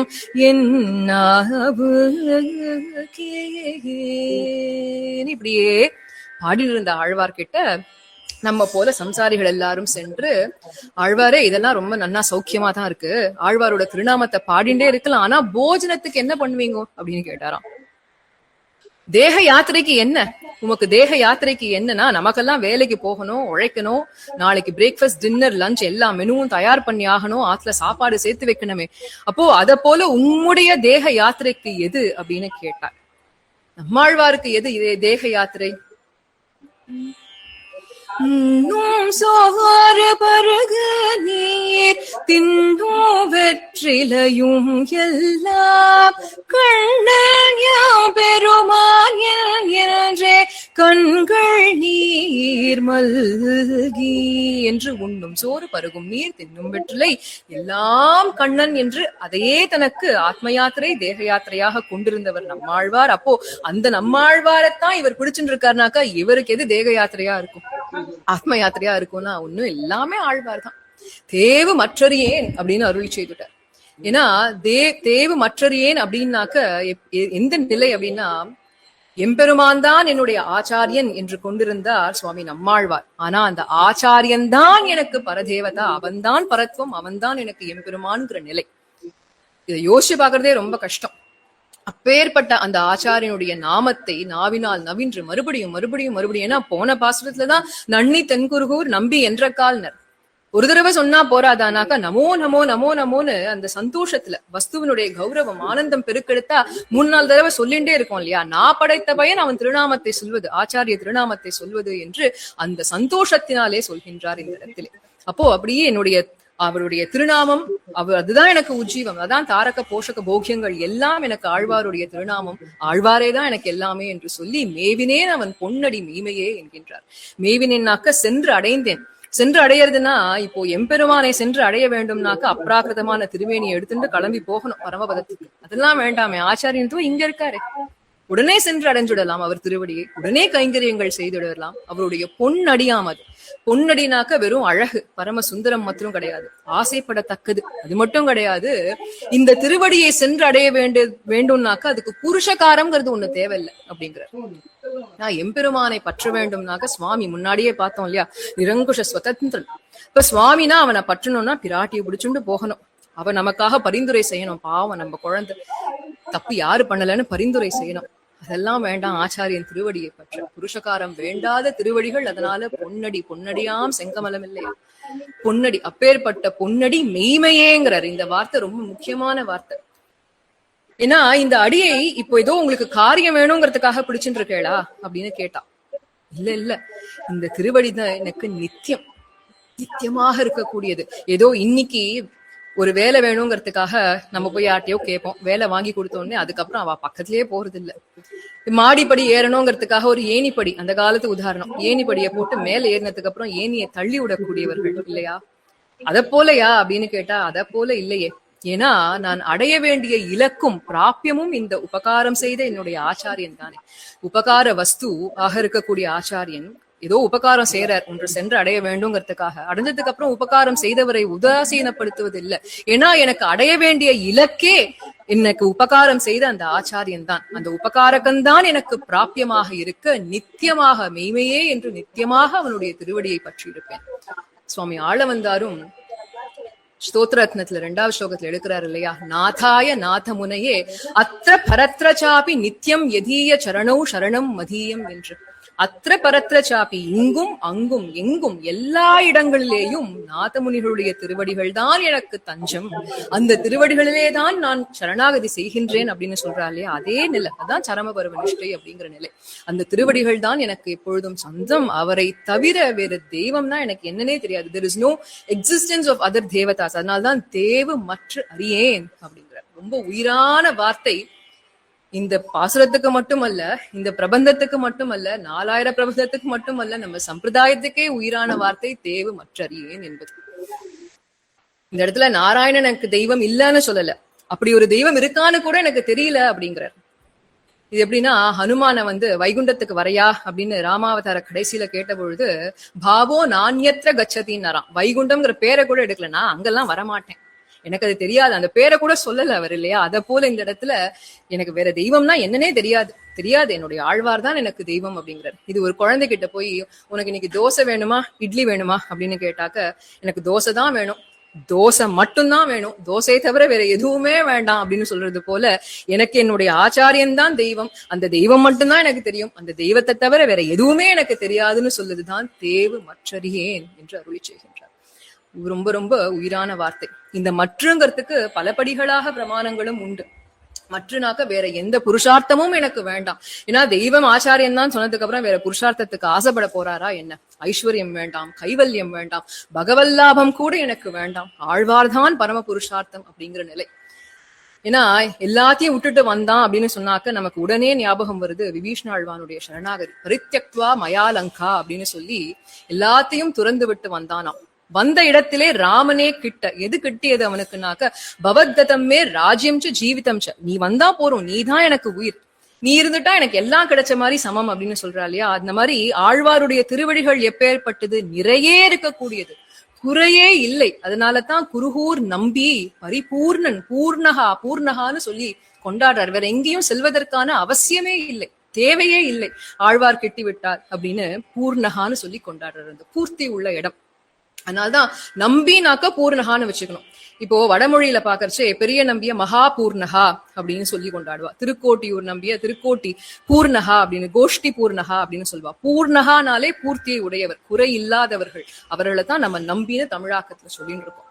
அப்போ இப்பேற்பட்ட அந்த நம்பிதான் எனக்கு எல்லாமாக இருக்க, அவருடைய பாவின் இன்னிசை பாடி திரிவன் அப்படிங்கிற. பாவின் இன்னிசை அப்படிங்கிறதுக்கு 2 விதமாக அர்த்தம் கொள்ளலாம். ஒண்ணு, நம்மாழ்வாருடைய பாவாக இருக்கக்கூடிய திருவாய்மொழி மொத்தமும், இல்ல இவர் நம்மாழ்வார் விஷயமாக இயற்றிய இந்த குருகூர் நம்பியினுடைய கண்ணினும் சிறுத்தாம்பு பா, எதுவா இருந்தாலும் பரவாயில்ல, அதை பாடிண்டு திரிவேன் அப்படிங்கிற. திரிவன் நான் அப்படிங்கிற. திரியறதுன்னா நம்ம குழந்தைகள்லாம் என்னடா திரிஞ்சுட்டே இருக்க அப்படின்னு சொல்றோம் இல்லையா. திரியறதுனாக்க கவலையே இல்லாம இங்கேயும் அங்கேயும் சுத்தின்ண்டே இருக்கிறது, சந்தோஷமா சும்மா ஹாப்பியா சுத்துறது அப்படின்னு இல்லையா, அந்த மாதிரி. அப்போ இத பார்த்து சம்சாரிகள்லாம் கேட்டா, அதெல்லாம் சரி, ஆனா உங்களுக்கு மரண பயம் இல்லையா, யமனை பார்த்து பயம் இல்லையா அப்படின்னு கேட்டாலாம். எதுக்கு பயம்? தொண்டரடிப்பொடி ஆழ்வார் திருமாலையில சொல்றாரு இல்லையா, காவலில் புலனை வைத்து கலி தன்னை கடக்க பாய்ந்து நாவலேட்டொழி தருகின்றோம் நமந்தமர் தலைகள் மீதே மூவுலகுண்டு மிழ்ந்த முதல்வனின் நாமம் கற்ற ஆவலி புடைமை கண்டாய் அரங்கமானகருளானேன். இந்த பாசுரத்திலே நமந்தமர் தலைகள் மீதே என்று இதர தேவதைகள் தான் நமக்கு பயப்படணும். ஐயோ ஸ்ரீ வைஷ்ணவனை போய் எதுவும் பண்ணிடக்கூடாதேன்னு இதர தேவதைகள் நமக்கு பயந்திருக்க நாம் எதற்கு யமனை கண்டு பயப்பட வேண்டும்? திருநாமம் கட்டுறதுக்கே இந்த ஏற்றம்னு சொன்னா அந்த அந்த எல்லாத்துக்கும் எல்லை நிலமாக இருக்கக்கூடிய பாகவத சேஷத்துவத்துல இருக்கும் பொழுது என்ன பயம் வேண்டும்? இதுவே இன்பம். பசி, தூக்கம், தாகம் எதுவுமே எனக்கு தெரியவில்லை, இஷ்டப்படி திருவேன் என்று சந்தோஷமாக இந்த பாசுரத்திலே அதை அருளி செய்கின்றார் நமக்கு. அதி அற்புதமாக இந்த அடுத்த பாசுரம் நமக்கு தலை கட்டுறது. நாவினால் நவிற்று இன்பம் எய்தினேன் மேவினேன் அவன் பொன்னாடி மெய்மயே தேவு மாற்றறியேன் குருகூர் நோம்பி பாவின் இசை பாடி திரிவனே தேவு மாற்றறியேன் குருகூர் நம்பி பாவின் இசை பாடி திரிவனே திரி தந்தாகிலும் தேவ பிரானுடை என்று அடுத்த பாசுரம். இப்படி திரிந்து விட்டு நான் திரும்பி வந்தாலும், திரும்பி வந்தாலும் எங்க இப்போ சரமபருவ நிஷ்டையில இருக்க. அப்படி சரமபருவ நிஷ்டையில இருந்து திரும்பி வந்தா கூட பிரதம பருவ நிஷ்டையில் இருக்கக்கூடிய அந்த தேவபிரானுடைய கரிய கோலம் திருவுரு காண்பன் நான் என்று அங்கேயே நின்று விடுவேன்கிற. அப்போ மறுபடியும் பெருமானான்னு கேட்டா என்னுடைய ஆழ்வார் அவருக்கு உத்தேசியம், அவருக்கு உகப்பு. ததியருக்கு, அதாவது சேஷிக்கு எது உகப்போ அதைத்தானே சேஷபூதன் செய்ய வேண்டும், அதுக்காக செய்வேன் அப்படின்னாரு. ஆனா இதுல ஒரு விஷயம் தெரியுமா? நான் எம்பெருமான நேரா போயெல்லாம் அணுக மாட்டேன், என்னுடைய ஆழ்வார் மூலமாகத்தான் போவேன். இதுக்கு ரொம்ப அற்புதமாக நம்முடைய சம்பிரதாயத்திலே ஒரு வாக்கியம் சொல்வதுண்டு. கிடந்தானை கண்டு ஏறுவது தவறு அப்படிங்கிற வாக்கியம். கிடந்தான்னாக்க ஒரு பெரிய யானை எடுக்கிறா, அந்த யானை உட்கார்ந்து இருக்குன்னு சொல்லி தைரியமா நம்ம மாட்டுக்கு போய் யானை மேல ஏறிடக்கூடாது. ஏன் அப்படின்னாக்க யானையை யானை பாகன் பற்றி கொண்டுதான் ஏற வேண்டும் இல்லையா? இது எதற்கு உபமானம்னா, அந்த பெரிய யானையாக இருக்கக்கூடியவன் எம்பெருமான். ஒரு சில நேரத்துல சாதுவா இருப்பான், ஒரு சில நேரத்துல மிரட்டுவான், சுதந்திரத்தினால பயமுறுத்துவான், அடிச்சுடு வேணுவான், பண்ண தப்புக்கு உன்னை நரகத்துல தள்ளிடு வேணுவான். இல்ல சில நேரம் அனுகூலமா இருந்துட்டு சரி போ மன்னிச்சு ஏத்துக்கிறேன்மா. ஆனா எந்த நேரத்துல எப்படி இருப்பான்னு தெரியாது இல்லையா? அப்போ அந்த யானையை போல இருக்கக்கூடியவன் எம்பெருமான். அந்த யானை பாகனை பற்றி கொண்டு ஏற வேண்டும் இல்லையா? யானை பாகனை போக இருக்கக்கூடியவர் தான் ஆழ்வார்கள், ஆச்சாரியர்கள். அப்போ வேதம் வல்லார்களை கொண்டு விண்ணோர் பெருமான் திருப்பாதம் பணிந்துன்னு சுவாமி நம்மாழ்வாரே அருளி செய்கிறார் இல்லையா? அப்போ இந்த அடியார்களை பற்றி கொண்டுதான் எம்பெருமானை சென்று அடைய வேண்டும். ஆண்டாள் நாச்சியார் திருப்பாவை முழுக்க இதைத்தானே நமக்கு காட்டுகின்றாள். அப்போ மதுரகவி ஆழ்வாரும் அதே நிலையிலே இங்கு சொல்ற. அப்போ என்னுடைய ஆச்சாரியனை பற்றி கொண்டுதான் அந்த எம்பெருமானையும் நான் அணுகுவேன் என்று. அப்போ ஆச்சாரியனை பற்றி கொண்டு அப்படி அணுகியதனால் பெரியவன் குருகூர் நகர் நம்பிக்கு ஆள் உரியனா என்றார். ஆள் உரியனாக்க அவருக்கு தக்க சிஷ்யனாக, தகுதியான சிஷ்யனாக, அவருக்கே அற்று தீர்ந்தவனாக, அவர் இஷ்டப்படி ஏற்றுக்கொண்டு அவர் வேண்டாம் என்பதை ஏற்காமல் இருக்கக்கூடிய அப்பேற்பட்ட நான் என்கின்றார். இந்த இடத்துல சுவாமி கூரத்தாழ்வாருடைய ஒரு ஐதிஹ்யத்தை நம்ம பூர்வாச்சாரியர்கள் எடுத்து காட்டுறார். எல்லோருக்கும் தெரியும், சுவாமி கூரத்தாழ்வார் எம்பெருமானாருடைய சத் சிஷ்யராக இருந்தார். அப்போ இந்த சோழனுடைய ராஜ்யம், கிருமி கண்ட சோழன்னு அந்த நேரத்துல இந்த வைஷ்ணவ சைவங்களுக்கு நடுவுல ஒரு பெரிய போர் ஏற்பட பல காரணங்களினாலே சுவாமி எம்பெருமானார் மேல் நாட்டுக்கு எழுந்தருள கூரத்தாழ்வான் அப்பொழுது ஸ்ரீரங்கத்திலே இருக்கின்றார். அப்போ இந்த சோழனானவன் ஒரு பெரிய ஆக்னையை பிறப்பித்திருந்தானாம். எம்பெருமானார் சம்பந்தம் உடையவர்கள் எவரும் பெரிய கோவிலுக்குள்ளே செல்லக்கூடாது அப்படின்னு ஒரு ஆக்னையை போட்டிருந்தான். இது சுவாமி கூரத்தாழ்வாருக்கு தெரியாது. அவர் பாட்டுக்கு எப்பவும் போல அரங்கனை சேவிக்கிறதுக்காக கிளம்பி போயிட்டு இருக்கார். பெரிய கோவில் வாசல்ல இந்த காவலர்கள் எல்லாம் இப்படி முற்றுகையிட இவருக்கு புரியல. கூரத்தாழ்வான் என்ன ஆச்சு ஏன் அப்படின்னு கேட்கிறார். அப்போ கேட்கும் பொழுதே ஒரு காவலன் அங்கிருந்து வந்து சொல்றானா, இந்த சுவாமி எனக்கு நன்னா தெரியும். கூரத்தாழ்வான் ரொம்ப நல்லவர், சமதமாதி குணங்களை கொண்டவர், பூர்ணனாக இருக்கக்கூடியவர், ரொம்ப சாந்த ஸ்வரூபியாக இருக்கக்கூடியவர். இவர் ஒன்னும் பண்ண மாட்டார், பரவாயில்ல, இவரை உள்ள விடுங்கோ அப்படிங்கிறார். அப்பொழுது கூரத்தாழ்வானுடைய நெஞ்சு துடி துடித்தது. ஏன்னா எம்பெருமானாருடைய சம்பந்தம் இல்லாமல் அரங்கனை சென்று சேவிப்பதாம். எவ்வளவு பெரிய தவறை இழக்க உள்ளோம் நம்ம, இல்லையே? அரங்கனுடைய சேவை எப்படி கிடைக்கணும்னாக்க எம்பெருமானாருடைய சிஷ்யன் என்பதனால் நமக்கு அந்த சேவை கிட்ட வேண்டும்.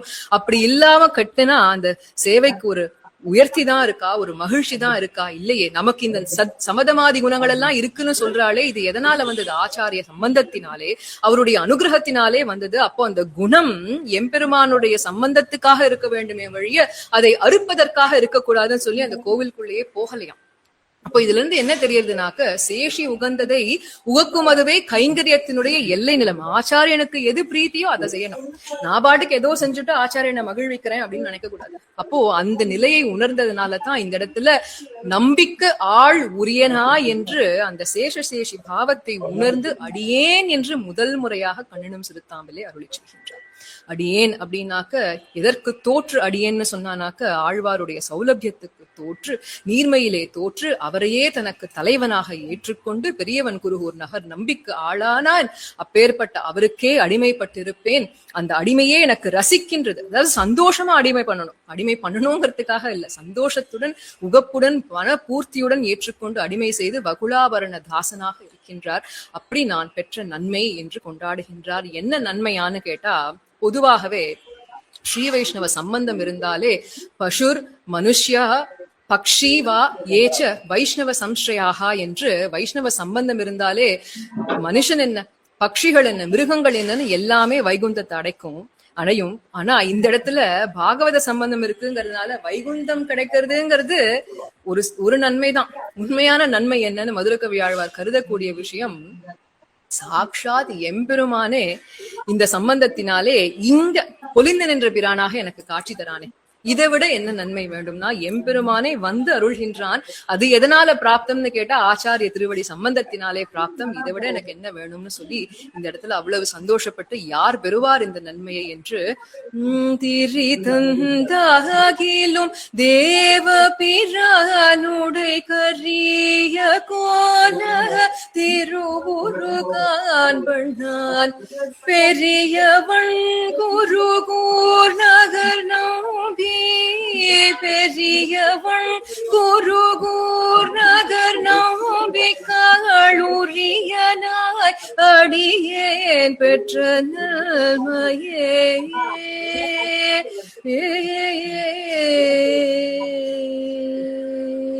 என்று முதல் பாசுரத்திலே தென்குருகூர் நம்பி என்ற கால்னு திருநாமத்தினுடைய இனிமையை சொன்னார். அடுத்தது தாரக போஷக போக்கியம் எல்லாம் ஆழ்வார்தான் தேவு மற்றறியேன் என்றார். மூன்றாவது பாசுரத்திலே பெற்ற நன்மை முதல் தடவையாக அடியேன் என்றார். இந்த நான்காவது பாசுரம், அடுத்த பாசுரத்திலே ஸ்வதோஷானுசந்தானம் செய்கின்றார். ஸ்வதோஷ அனுசந்தானம், தன்னுடைய தாழ்ச்சியை நினைத்து பார்க்கின்றார். இது ஒவ்வொரு ஸ்ரீ வைஷ்ணவனும் செய்ய வேண்டிய விஷயம். தன் தோஷத்தை எண்ணி பார்க்க வேண்டும், மற்றவர்களுடைய தோஷத்தை எண்ணி பார்க்க கூடாது. இதுதான் ஸ்ரீ வைஷ்ணவ லட்சணம் என்பதை காட்டும் விதமாக இந்த இடத்துல நன்மையால் மிக்க நான் மறையாளர்கள் என்று, மறையாளர்கள், மறை அப்படின்னாக்க வேதம்னு அர்த்தம். அந்த வேதத்தின்படி வாழக்கூடியவர்கள் சாதாரணமான மறையாளர்கள் கிடையாது, வேதத்தை கற்றவர்கள் மட்டும் கிடையாது, நான் மறையாளர்கள் என்று 4 வேதத்தையும் கற்றவர்கள். அதுக்கு மட்டுமல்ல, மிக்க நான்மறையாளர்கள் என்றால் அந்த வேதத்தினுடைய உயர்ந்த அர்த்தத்தை அறிந்து கொண்டு அதன்படி அனுஷ்டித்து வாழக்கூடிய அவர்கள் அனைவரும் என்னை உண்மையாக கருதுவர் அப்படிங்கிறார். இப்போ நான்மறையாளர்கள் இந்த இடத்துல யாரு? வெறும் ஏதோ சதுர்வேதி அவரை கூட்டு பேசுறாளான்னா இல்லையா. வியாக்கியாத்தாக்கள் காட்டக்கூடிய இந்த நான்மறையாளர்கள் இந்த கேட்டகரி யாரெல்லாம் அப்படின்னு கேட்டாக்க, கூரத்தாண்டாள், கூரத்தாழ்வான் போன்றவர்கள். கூரத்தாழ்வான் நாலூரானையே மன்னிச்சுட்டார். அவளுக்கு தீங்கு விளைவிக்கக்கூடிய அந்த சத்ருக்களையே மன்னிக்க கூடிய சுபாவம் படைத்த அப்பேற்பட்ட பரந்த உள்ளம் கொண்ட மிக்க நான்மறையாளர்கள். அதுல டாப் மோஸ்ட் யார் அப்படின்னு கேட்டாக்க சீதா பிராட்டி தானே. நம்ம எல்லாருக்கும் தெரிந்த சித்தாந்தம். சுந்தர காண்டத்திலே எப்படி பாக்குறோம், ராட்சசிகள் எல்லாம் என்ன துன்புறுத்துறா பிராட்டியை, குத்துறா, கொடையரா, கெட்ட கெட்ட வார்த்தைகள் எல்லாம் பேசுறா, அழ வைக்கிறா சீதா பிராட்டியை. இப்படி இருந்த பொழுதும் அந்த ராட்சசிகள் பக்கலில் கூட கிருபையே பொழிந்தாள் சீதா பிராட்டி.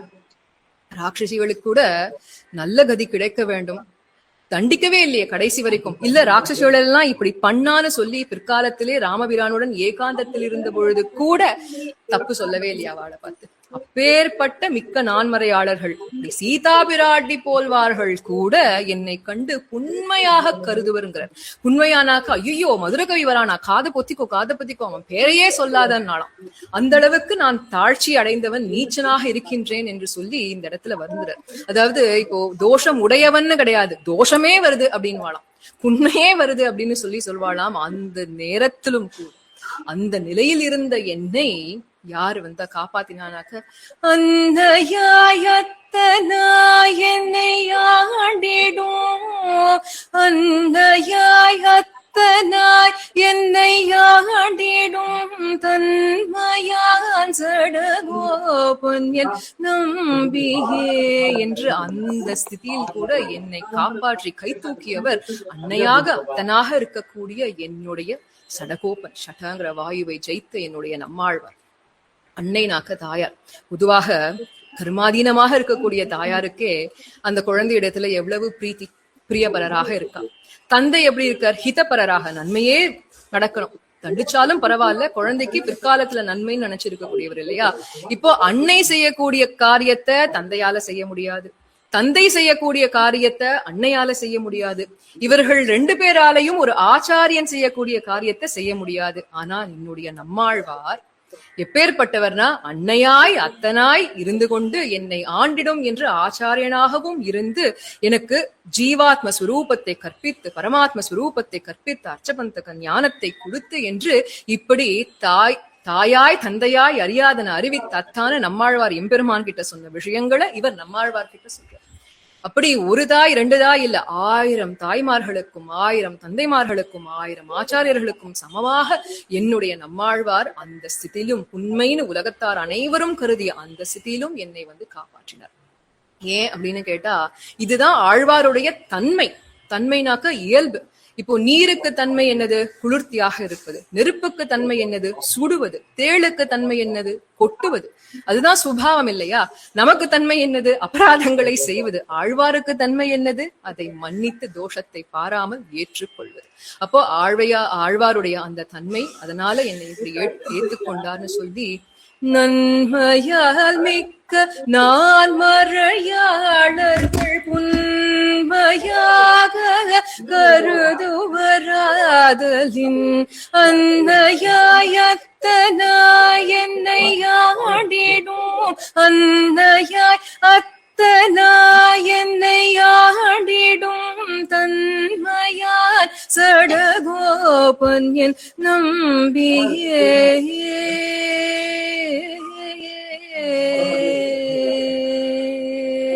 உயிரான வரி இதுதான், அன்னையாய் அத்தனாய் என்னை ஆண்டிடும் தன்மையான் அப்படின்னு.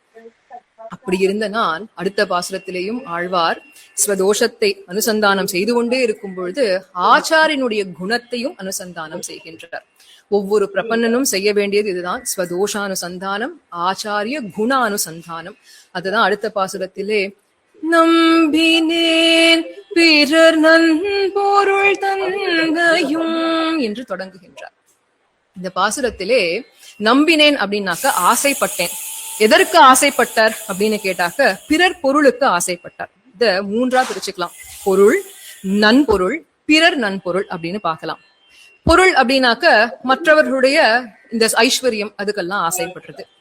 அதுக்கு மேல நன்பொருள் அப்படின்னா எதுன்னு கேட்டாக்க, ஆத்மாவைத்தான் நன்பொருள் என்று சொல்வதுண்டு. ஆத்மாவை ஒரு பொருளாக சொல்லலாமா அப்படின்னு கேட்டாக்க, குணம், காரியம், ஜாதி, அதே போல மனசு, சேத்தன்னு சொல்றோம் இல்லையா, இதெல்லாம் அனைத்துக்கும், இவை அனைத்துக்கும் ஆசிரியமாக இருக்கக்கூடிய திரவியத்தை ஜீவாத்மான்னு சொல்வது உண்டு. அப்படி அந்த திரவியங்கள்லயே உயர்ந்ததாக இருக்கக்கூடியது ஜீவாத்மான்னு சொல்வது உண்டு. அதனால அதன்படி ஆத்மாவை பொருள் என்று சொல்வது நியாயமே. அப்பேற்பட்ட அந்த ஆத்மா அதுவும் சாதாரண ஆத்மா இல்ல, பிறர் நன்பொருள் என்று பிறருக்காக இருந்த அந்த பொருளாம். யார் அந்த பிறர் இங்கனாக்க எம்பெருமான். ஏன்னா எம்பெருமான் சுவாமி, நாம் அனைவரும் அவனுடைய சொத்து. அந்த பரமாத்மாவுக்கு சொத்தாக இருக்கக்கூடியது இந்த ஜீவாத்மா. அப்பேற்பட்ட அந்த ஜீவாத்மாவை நான் என்னுடையது என்று நினைத்துக் கொண்டு ஆத்மாபகாரம் செய்து விட்டேன். மிகப்பெரிய கொடிய பாவத்தை செய்து விட்டேன். அதுவும் சின்ன விஷயம் கூட இல்ல, இதுதான் களவு, அதாவது திருடுறது. ஆத்மாபகாரம், களவு செய்வது என்று அர்த்தம். சின்ன களவு கூட இல்லையா. சின்ன களவுனா பகவானுடைய ஆத்மாவை என்னோடதுன்னு நினைக்கிறது. இவர் சொல்றாரு, நான் பெரிய களவு பண்ணி பெரிய தண்டனைக்கு உரியனாக இருக்கின்றேன். பெரிய களவு என்னன்னாக்க பாகவதன், அதுலயும் சிரேஷ்டமாக இருக்கக்கூடிய ஆச்சாரியனுக்கு சொந்தமான ஆத்மாவை நான் என்னுடையது என்று நினைத்து திரிந்து கொண்டிருக்கின்றேன். அப்போ அதுதான் நான் செய்த பெரிய களவு, அந்த ஆத்மாபகாரம் என்கின்றார். இது ரொம்ப ஒரு நுட்பமான விஷயம். இந்த ஆத்மாபகாரம் அப்படின்னா எப்படின்னாக்க ராவண துல்லியம், ஹிரண்ய துல்லியமாக நான் தான் கடவுள் என்று நினைப்பது, நானே என்னை ரட்சித்துக் கொள்வேன் என்று நினைப்பது, நான் யாருக்கும் அடிமைப்பட்டவன் அல்ல என்று நினைப்பது. முமுக்ஷுபடியில சுவாமி பிள்ளை லோகாச்சாரியர் எடுக்கிறார் இல்லையா, ஆத்மாபகாரமாவது ஸ்வதந்திரம் என்கிற நினைவு. ஸ்வதந்திரமாம்போது இல்லையாய் விடும். அப்போ நான் எனக்கு உரியவன் என்று நினைப்பது பெரிய களவு. அதுதான் அந்த களவு. இது பகவத் விஷயத்துல ஒரு அடி, பாகவத விஷயத்துல இன்னொரு அடின்னு சொன்னோம் இல்லையா, பெரிய களவுன்னு சொன்னோம் இல்லையா. இதை எப்படி புரிஞ்சுக்கிறது அப்படின்னு கேட்டாக்க, இப்போ ஒரு சொந்தக்காரர், அதாவது ஒரு பெரிய பழக்கடை வச்சுட்டு இருக்காருன்னு வச்சுக்கோங்க. அந்த பழக்கடையாளர்கிட்ட நிறைய மாம்பழங்கள் எல்லாம் இருக்கு. உண்மையாகவே அந்த பழக்கடையுடைய சொந்தக்காரர் அந்த மாம்பழங்களுக்கெல்லாம் சொந்தக்காரர்னு சொன்னா, அவர் இஷ்டப்படி அந்த மாம்பழத்தை யாருக்கு வேணா கொடுக்கலாம். தானே உண்டு புஜிக்கலாம், தேவைப்பட்டா தூக்கி போடலாம், தேவைப்பட்டா இன்னொரு மனிதருக்கு கொடுக்கலாம். அப்போ இஷ்ட விநியோகம் செய்யலாம் இல்லையா. அப்போ உண்மையாகவே பகவான் தான் இந்த ஜீவாத்மாவுக்கெல்லாம் சொந்தக்காரர் அப்படிங்கிறது எப்போ நிச்சயமாகும், உறுதிப்படும் என்று கேட்டால், இந்த ஜீவாத்மாவை இஷ்டப்படி அவர் யாருக்கு வேணாலும் அடிமையாக்கலாம், யாருக்கு வேணாலும் விநியோகம் செய்யலாம், அவருடைய பாகவதற்கு விநியோகம் செய்யலாம். அப்படி செய்யும் பொழுது அந்த பாகவதற்கு நாம் அடிமைப்பட்டு இருந்தால்தான் இந்த ஆத்மா உண்மையாகவே எம்பெருமானுடைய சொத்து என்பது தேறி நிற்கும். அப்போ அடியார்களுக்கு இந்த ஆத்மாவை ஆக்கினால்தான் அவன் விமலனாகவும் இருப்பான். அமலநாதிபிரானுடைய வியாக்கியானத்துக்கு தெரியறது நமக்கு. அப்போ அப்போதுதான் அவன் சொத்து என்பது நிச்சயமா இருக்கும். அவன் சொத்துனா இஷ்ட விநியோகம் பண்ணலாம் இல்லையா. அப்போ இந்த இடத்துல பாகவதற்கு கொடுக்கும் பொழுது பாகவருக்கு சேஷப்பட்டு இருக்கணும்.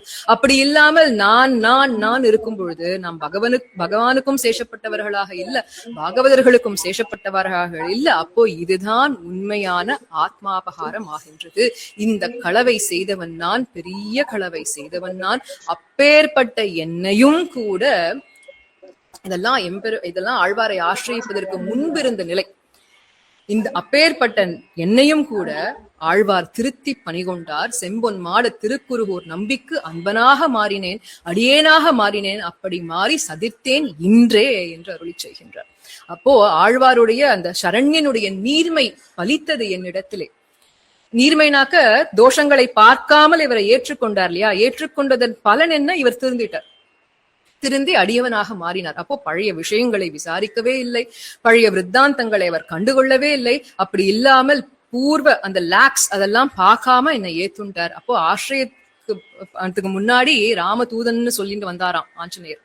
சீதா பிராட்டியை ஆசிரியத்த பிறகு ராமதாசன் என்று இந்த ஸ்வரூப ஞானம் பிறந்தது அவருக்கு. சீதாராமதாசன் கிளம்பி போனார் இல்லையா, அதான் அடியேன்கிறாரு எங்க. அப்போ அந்த ஸ்வரூப ஞானம் எனக்கு கிடைத்தது, அது என்னுடைய ஆச்சாரியனுடைய அருளாலே அப்படின்னு சொல்லி இந்த இடத்துல கொண்டாடுறார். அப்போ இந்த இடத்துல எம்பெருமான் விஷயத்திலே ஆழ்வார் அடியேன் என்றார்.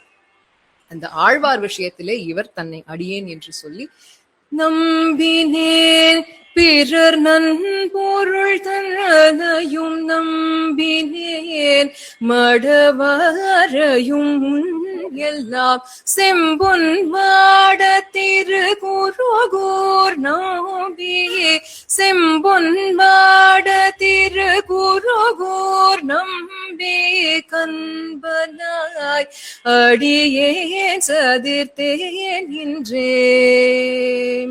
அடுத்த பாட்டு இன்று தொட்டும்னு ஆரம்பிக்கிற பாட்டு.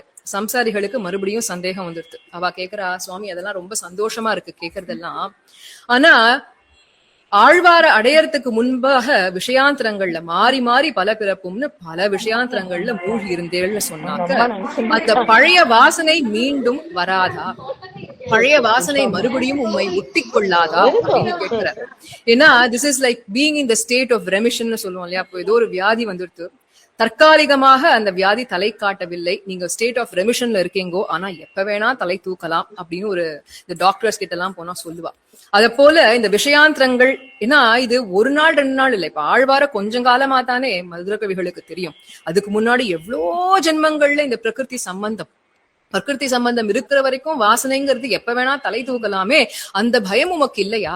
வாசனை எப்ப வேணா தலை தூக்கலாமே, அந்த பயம் இல்லையான்னு கேட்டதுக்கு அவர் சொல்றார், இன்று தொட்டும் என்று இன்று தொடங்கி எழுமையும் யாம்பிரான், இனி வரப்போற காலங்கள் அனைத்திலும் கூட அவருடைய கிருபை இருக்கு இல்லையா, அந்த கிருபை இருப்பதனால் எனக்கு அந்த பயம் இல்லை என்றார்.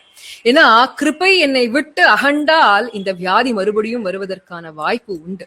ஆனா அவருடைய கிருபை என்னை விட்டு அகலவே அகலாதே. இன்று தொட்டும் இந்த சமாசிரயணமான காலம் இருந்து அன்று தொட்டும் எல்லா நாட்களிலும் அந்த கிருபை என்னிடத்திலேயே தான் இருக்க போறது, என்னை ரட்சித்துக் கொண்டு இருக்க போறது அந்த கிருபை. அதனால நித்திய சத்ருக்னாகத்தான் இருப்பேன், எனக்கு அந்த கவலையே இல்லைங்கிறார். எம்பெருமானுடைய அருள் எப்பொழுது பலிக்கும்னு கேட்டாக்க, பழுதுலா ஒழுகல் இருந்தால்தான் அது பலிக்கும். ஆனா ஆழ்வாருடைய அருள் எப்பொழுதுமே பலிக்கும், பரம உபகாரனாக இருப்பான். அப்போ குன்றமாட திருக்குறுகூர் நம்பி என்றும் என்னை இகழ்விலன் காண்மினே அப்படிங்கிற, இன்னைக்கும் என்னை கைவிடவே மாட்டார், எக்காலத்திலும் இகழ்வினாக்க கைவிடவே மாட்டார், என்னை வெறுத்து ஒதுக்கவே மாட்டார். யாவதாத்ம பாவி என்று ஆத்மா எப்படி நித்தியமோ அதை போல இவருடைய அருளும் எனக்கு நித்தியமாக இருக்கும். அதனால மறுபடியும் இந்த விஷயாந்தரங்கள் வந்து என்னை ஒட்டிக்கொள்ளும் என்கின்ற பயமே இல்லை. ஏன்னா ஆழ்வாருடைய அருள் இந்த விஷயாந்தரங்களை காட்டிலும் மகத்தானது, பெரியது, அவற்றை அடக்கக்கூடியது. ஏன்னா ஆழ்வார் எதை பார்த்து என்னை ஏத்துண்டார், என்கிட்ட எந்த கைமுதலும் இல்லையே, கர்மஜான பக்தி யோகங்கள் எல்லாம் எதுவுமே பண்ணல, என்னுடைய தோஷத்தையே பச்சையாக கொண்டு அங்கீகரித்தவர் ஆழ்வார். தோஷத்தையே பச்சைனாக்க கோவிலுக்கு போறச்சே வாழைப்பழம் தேங்காய் எல்லாம் வாங்கிட்டு போய் சமர்ப்பிக்கிறோம் இல்லையா, அதெல்லாம் பச்சையிடுறதுன்னு சொல்லுவோம். அப்போ எதை பச்சையாக கொண்டார் ஆழ்வார்னாக்க, மதுரகவி ஆழ்வாருடைய தோஷங்களையே தனக்கு பச்சையாக கொண்டு இவரை அங்கீகரித்ததுனால எப்பொழுதும் என்னை கைவிடவே மாட்டார், அதனால எனக்கு எந்த பயமும் இல்லை என்று இன்று தொட்டும் எழுமையும் யாம்பிரான் நின்று தன் புகழ் ஏதருளினான் குன்றமாட திருக்குறுகூர் நம்பி, குன்றமாட திருக்குறுகூர் நம்பி என்றும் என்னை இகழ்விலன் காண்மினே. அடுத்ததாக கண்டு கொண்டென்னை காரி மாறபிரான் என்று இந்த பாசுரத்திலே அந்த உபகார ஸ்மிருதி, பரம உபகாரகன்கிறத மறுபடியும் கொண்டாடுறார். ஏன்னா என்னை கண்டு கொண்டு அவரே வந்து அருள்றார் அப்படின்னார். வந்து அருளின்னு நம்மாழ்வார் கொண்டாடுறார் இல்லையா, எம்பெருமான் அவனே பரமபதத்திலே இருந்து இறங்கி வந்து அருள் புரிகின்றான். அதை போல நம்மாழ்வாரும் இறங்கி வந்து இந்த இடத்துல மதுரகவி ஆழ்வாருக்கு அருள் புரிந்தாராம். நமக்கெல்லாம் ஒரு சந்தேகம் வரும், இது என்னது, இவர் தானே நேரா காசில இருந்து நடந்து இவ்வளவு தூரம் வந்திருக்காரு அப்படின்னு நமக்கு தோணும் இல்லையா. இது எப்படின்னா ஸ்ரீராமாயணத்துல விபீஷண சரணாகதி கட்டம். விபீஷன் வந்து லங்கையிலிருந்து அந்த கடலெல்லாம் தாண்டி சேது சமுத்திரத்துக்கு வரத தான் என்னவோ பெரிய ரொம்ப தூரம் கடந்து வந்து பெருமானை பற்றுவதாக நினைத்தான்.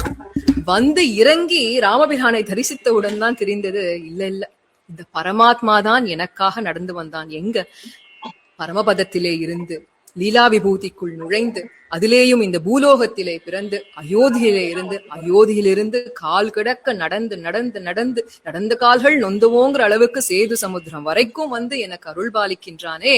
அப்போ யாரு வந்து அருளினா, என்னுடைய பிரயத்னம் என்ன இருக்கு இதுல, அவனுடைய கிருபை இந்த தூரத்துல வந்து என்ன கடாட்சிக்கிறான். ராமாவதாரத்திலே குகனை போய் பாக்குறது என்ன, சுக்ரீவனை போய், கிருஷ்ணாவதாரத்திலே கோபிகள் என்னன்னு எல்லா இடத்திலையும் எம்பெருமானே சென்று அருள் புரிகின்றான் இல்லையா. அதை போல கண்டு கொண்டென்னை பரம உபகாரகன், பிறன்னாக்க பரம உபகாரகன், எல்லாம் ஏதோ எம்பெருமான் நினைச்சு தப்பு கணக்கு போட்டுறாதீங்கோ, காரி மாற பிரான், காரிக்கு பிள்ளையாக திரு அவதாரம் செய்த என்னுடைய ஆழ்வார் தான் அந்த பிரான் பரம உபகாரகன்னு சொல்லி இந்த இடத்துல அவருடைய அந்த உபகாரத்தினாலே என்ன ஆகுது அப்படின்னு கேட்டாக்க, பண்டை வல்வினைகளை பாற்றி அருளினான் அப்படின்ற. பண்டை வினைகள்னாக்க நம்முடைய கர்மாக்கள், பாபம் புண்ணியம் எல்லாமே கர்மாக்கள் தான் பேரு. பாபத்தினாலே துன்பத்தை அனுபவிக்கின்றோம், புண்ணியத்தினாலே இன்பத்தை அனுபவிக்கின்றோம், ரெண்டுமே தொலைய வேண்டும். அந்த ரெண்டையுமே தொலைத்து தரக்கூடியவன் என்னுடைய இந்த ஆழ்வார்னு சொல்லி கொண்டாடுறார். ஏதோ சாதாரண பாவம் அல்ல, பிரபலமான பாவம். பிராயச்சித்தம் செய்தாலும் போகாது, அனுபவித்து கழித்தாலும் போகாது, அப்பேற்பட்ட பாவங்களை இவர் கழித்து கட்டுறாராம்.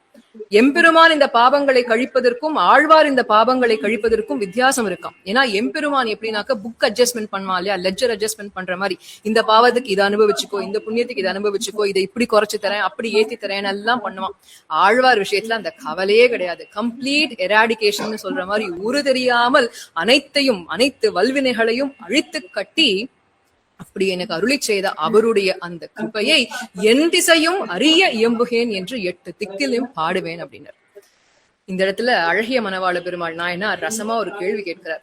8 திக்கு எப்படி, 10 திக்கு இருக்கே. ஏன்னா தசரதனுக்கு 10 திக்கிலையும் தேர் ஓட்டுவாங்கிறதுனால தான் தசரதன்கிறே பேரு. வடக்கு, தெற்கு, மேற்கு, கிழக்கு, வடகிழக்கு, வடதெற்கு, அதே போல இப்படி இந்த பக்கத்துல கிழக்கு மேற்குன்னு எல்லாம், தென்மேற்கு தென்கிழக்குன்னு எல்லாம் இருக்கு. இப்படி 8 திசைகளை தவிர மேல கீழன்னு 2 திசைகள் இருக்கு. அப்ப ஆழ்வார் அங்க பாட மாட்டாரா அப்படின்னு கேட்டா, நம்ம ஆழ்வார் இந்த திருப்புலி மரத்தடியில தானே இருக்கார், மேல எங்கேயும் போகலையே, அதனால நான் மேல போய் பாட வேண்டிய அவசியம் இல்லை. அதே போல நம்மாழ்வார் இருக்கும் பொழுது பாதாள லோகத்துக்கெல்லாம் யார் போக போறா, அதனால அந்த அவசியம் இல்லை. அதனால 8 திசையும் இயம்ப பாடுவேன், என்னுடைய ஆழ்வாருடைய பெருமை அறியும்படியாக நான் பாடுவேன், அந்த சடகோபன் அருளையே கொண்டாடுவேன். அந்த அருள் எப்பேற்பட்ட அருள்னு கேட்டா இந்த இடத்துல சொல்றாராம், ஒரு சமயத்திலே நம்ம எல்லாருக்குமே இது பொருந்தும். ஒரு சமயத்திலே எம்பெருமான் திருவிக்கிரமனாக வளர்ந்த பொழுது மொத்த லோகத்தையும் அளக்குறான் இல்லையா. அளக்கும் பொழுது கூட நமக்கு பரமபதம் கிடைச்சிருக்கணுமே, கிடைக்கல. ஏன்னா யார் அளந்தானே நமக்கு தெரியாது, ஏதோ தலையில பட்டதுன்னு தள்ளி விட்டோமா, ஜீவாத்ம ஸ்வரூபம் தெரியல, இச்சை இல்லை. அப்ப ஆழ்வார் சொல்றார், நானும் அதை போலத்தான் எம்பெருமானுடைய அருள்ல இருந்து தப்பிச்சுட்டேன் அந்த காலத்திலே. ஆனால் இக்காலத்திலே ஆழ்வாருடைய அருள் அதுல இருந்து தப்பிக்க முடியாத மாதிரி அந்த அளவுக்கு பெரிய அருளோட அந்த ஆகர்ஷண சக்தியோட என்னை அனுகிரகித்து விட்டார் என்று ஆழ்வார். அப்போ இவருடைய கிருப்பை எப்பேற்பட்டது, பெரிய கிருப்பை. எம்பெருமானை காட்டிலும் இவருடைய கிருப்பை மிகவும் பெரியது. அந்த பெரிய கிருப்பை என்னை இப்பொழுது ரட்சித்துக் கொண்டிருக்கு. அது எனக்கு மட்டும் இல்ல, உங்க எல்லாருக்குமே அந்த கிருப்பை எப்பொழுதும் உண்டு, அந்த நிர்ஹேதுக கிருப்பை உண்டு என்று கண்டு கொண்டென்னை காரிமாற பிரான் பண்டை வல்வினை பாற்றி அருளினான் என் திசையும் அறியம்புகேன், என் திசையும்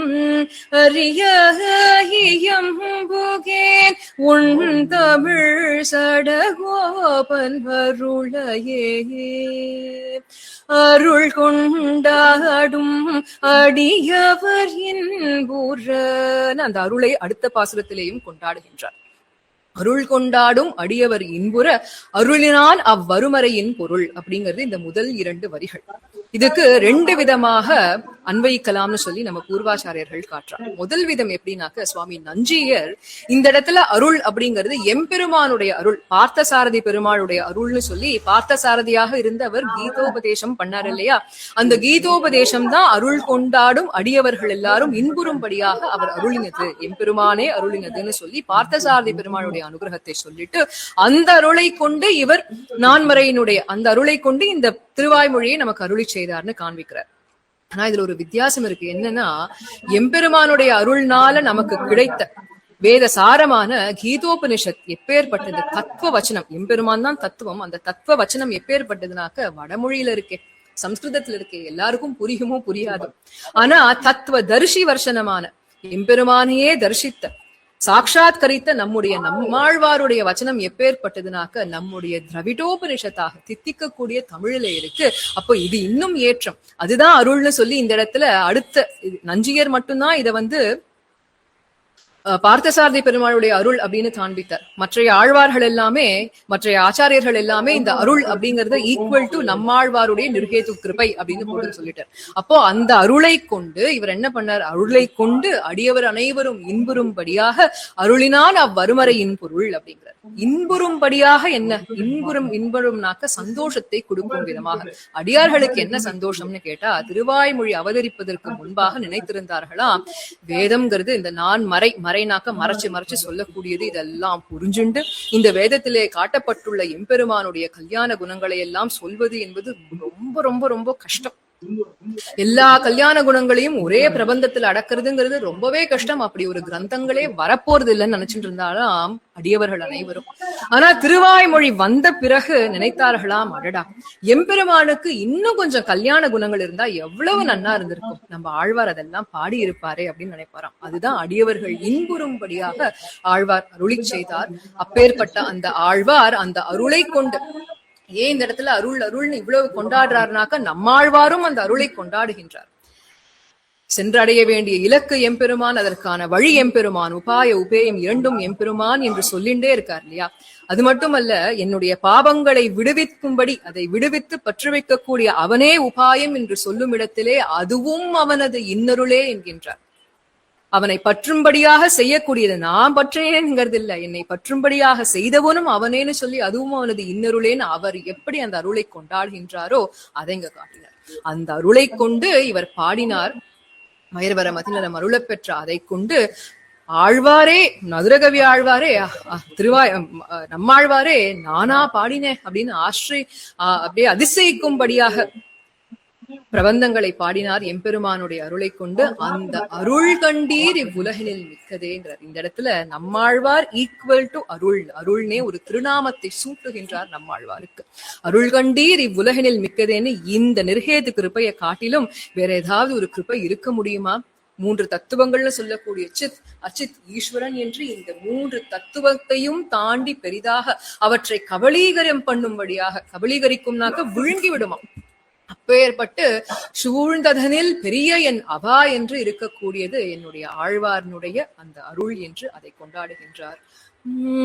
அருள் கொண்டாடும் அடியவர் என்புற அருளினான வருமறையின் பொருள் அருள் கொண்டாயிரம் இந்தமிழ் பாடினான் அருள் கொண்டாயிரம் இந்தமிழ் பாடினான் அருள் கண்டீரு உலகினில் மேகதே அருள் கொண்டாயிரம் தமிழ் பாடினார் அருள் கொண்டாயிரம் இந்தமிழ் பாடினார் அருள் கண்டீர் உலகினில் மேகதே மிக்க வேதியர் வேதத்தின் உட்பொருள் என்று இந்த 9வது பாசுரத்திலே உபகார ஸ்மிருதியிலே இருக்கின்றார் நம்முடைய ஆழ்வார். உபகார ஸ்மிருதினாக்க செய்த காரியங்களுக்கு நன்றி தெரிவிக்க முடியாமல் தவிக்கின்றேன் அப்படிங்கிறார். ஏன்னா நம்மாழ்வார் பகவானுடைய விஷயத்திலே நீசனேன் நிறைவொன்னும் இல்லேன் என்கின் பாசம் வைத்த பரம்சுழர் ஜோதிக்கேன்னு என்கிட்ட எந்த நிறைவுமே இல்லாத என்கிட்ட கூட எவ்வளவு கிருபை பண்றானேன்னு சொல்லி உருகினார் இல்லையா? அதே ஸ்திதி.